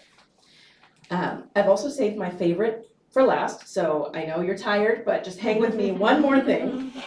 If you want to give charitably, and this is a thing that I think is really beautiful speaking to a Christian audience, is that we are called to give freely of ourselves, to give cheerfully. And if you are over 70 and a half and you give regularly, there's a way to do it more tax efficiently, and it's called qualified charitable distributions. You can give money directly from your IRA account to, say, CPC. You can give with pre-tax dollars and never pay tax on that. So you can give more tax efficiently than if you took the $1,000 you were going to give, took it to your bank account, paid taxes on it, and then gave the residual after, you can give pre-tax. And the best thing is if you're already taking required distributions from your retirement accounts, if you're over 73, that also fulfills your required distribution. So that money never is taxable income to you. You take it out of your retirement account directly to the charity, directly to the organization you want to support. You never pay tax on it, and it fulfills something that would otherwise be taxable income to you. It's a huge benefit, especially with how high the standard deduction is right now. People are not usually able to get a big benefit from their charitable contributions. The standard deduction is just too high to make that work for most people. So this is a way, especially if you give, and if you're above that age to do it. Our places, we do it with our clients through Schwab, Charles Schwab, if that's where your accounts are, or elsewhere. Charles Schwab makes it super easy. They give you a checkbook for your IRA. You literally just write a check to CPC or to another charity from your IRA. Just make sure you have sufficient cash in there if it's invested, and it's taken care of for you. So there are ways, and I wrote about a couple others, there are ways to give and save on taxes at the same time so that the charity actually gets more than it otherwise would. And you still fulfill your giving intentions, you're still able to do so as you would otherwise intend. So with that, I think we will move on to a few minutes of questions if we have time, or maybe we don't have time, that's fine. Find them afterwards on your own. Perfect. That's all right. Thank you.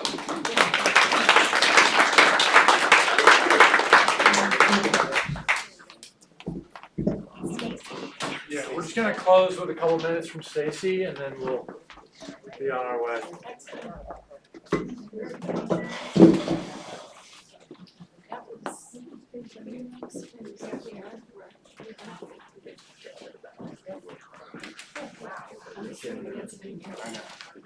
Can you hear me? Yeah, we go. Hey, Stacy. Hi Stacy, could you hear us? Yep. We can hear you. Take us home, Stacy. Okay. This will be very quick. I think you have in your packet, the first page says vital information. And I'm just going to show you, you can read all that on your own. It's basically a checklist. If you see, I have this little notebook here that we have at home that my siblings know where it is, our daughter and son-in-law know where it is, that if something happened, they can pick that up, and everything that's on this list is in this book. So it tells them where the wills are, contact names, all sorts of information that would be helpful. So you can read through this list on your own and come up with your own notebook. But one thing I would say that I did not specify, and this has come up because of my brother being in the hospital and a friend of mine who's in health crisis. My brother has all his bills paid automatically. So we haven't had to scramble around and go, well, how, who's going to write a check to this or, pay by credit card, whatever. We haven't had to do that because he set it up all electronically. Whereas this friend of mine who's in a health crisis and she's single, her bills are not set up electronically, and her sister has the weight of having to handle all the bill paying and so forth, and it's just a lot. So I would strongly encourage you, if at all possible, set up your bills to be paid electronically. Two other pieces of information that I thought of when Craig was talking, and they may be in one of the links that I'll put up on the screen. But you need to have a conversation with your family and put it in this book. Do you want to be buried or cremated? And where do you want your remains to go? And do you want to be an organ donor? Those were conversations we had with our mother. She was prepared to be an organ donor. We talked her out of it. So we didn't want it. So anyway, the next page is just miscellaneous helpful tips. Again, I'm not really going to go through everything, but the first one, when Young mentioned that Walter had to have his house broken down, they had to break into his house to retrieve him. That's because nobody had keys to his house. So you want to make sure that somebody who lives in close proximity to you, not your sisters who are in different states, have a way to get into your house. Because they may have to find you, or you're in the hospital and they need you to come into your house and get something, whatever. You need people to have key to your house. A couple of things having to do with credit cards. One is, if you have cards that you don't use, you should cancel them because it's an opportunity for fraud. You should try to freeze your credit reports, regardless of how old you are, because it will significantly reduce the likelihood of damage being done if your identity is stolen. So we froze our credit reports ages ago. If you are still establishing credit, you might not want to do that, but you can always lift it easily. You can do it by phone. You can go online and lift it if you're trying to apply for an account somewhere, but it's very helpful. Number 6 on that miscellaneous tips page is missingmoney.com. You should look at it every year for yourself and for your deceased relatives in any state where they would have lived. I can tell you that between John's late parents and my late parents, we put in claims that exceeded $15,000. Every state has literally billions of dollars in unclaimed property. It could be from, you moved and something didn't follow you, whatever it is, there's a lot of money out there, so it's worth checking. And then the last thing I'm going to comment on is number 7, choose your executor wisely. Needs to be someone who has the time and the willingness to do a lot of work. And if it's a relative other than your spouse, try to make an allowance for them to be paid out of the proceeds of your estate, just as you would pay a bank or a lawyer to be your executor, because it's a lot of work. And it's a thankless job. You're emotionally distraught, and you have to do all this stuff. Try and make an allowance for your executor. Everything else you can read, and thank you all for coming, and thank you for some great presentations. I learned a lot.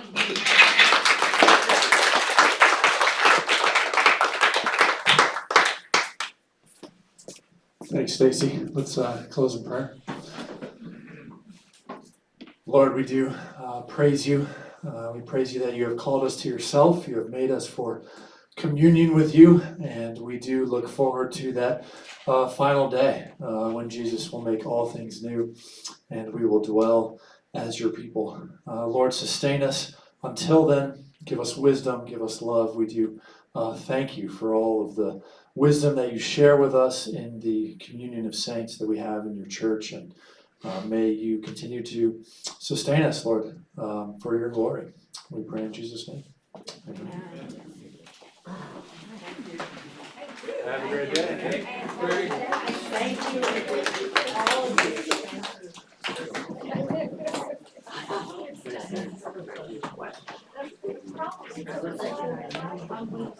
Oh, okay. Sorry. Yes. I feel like I learned a lot.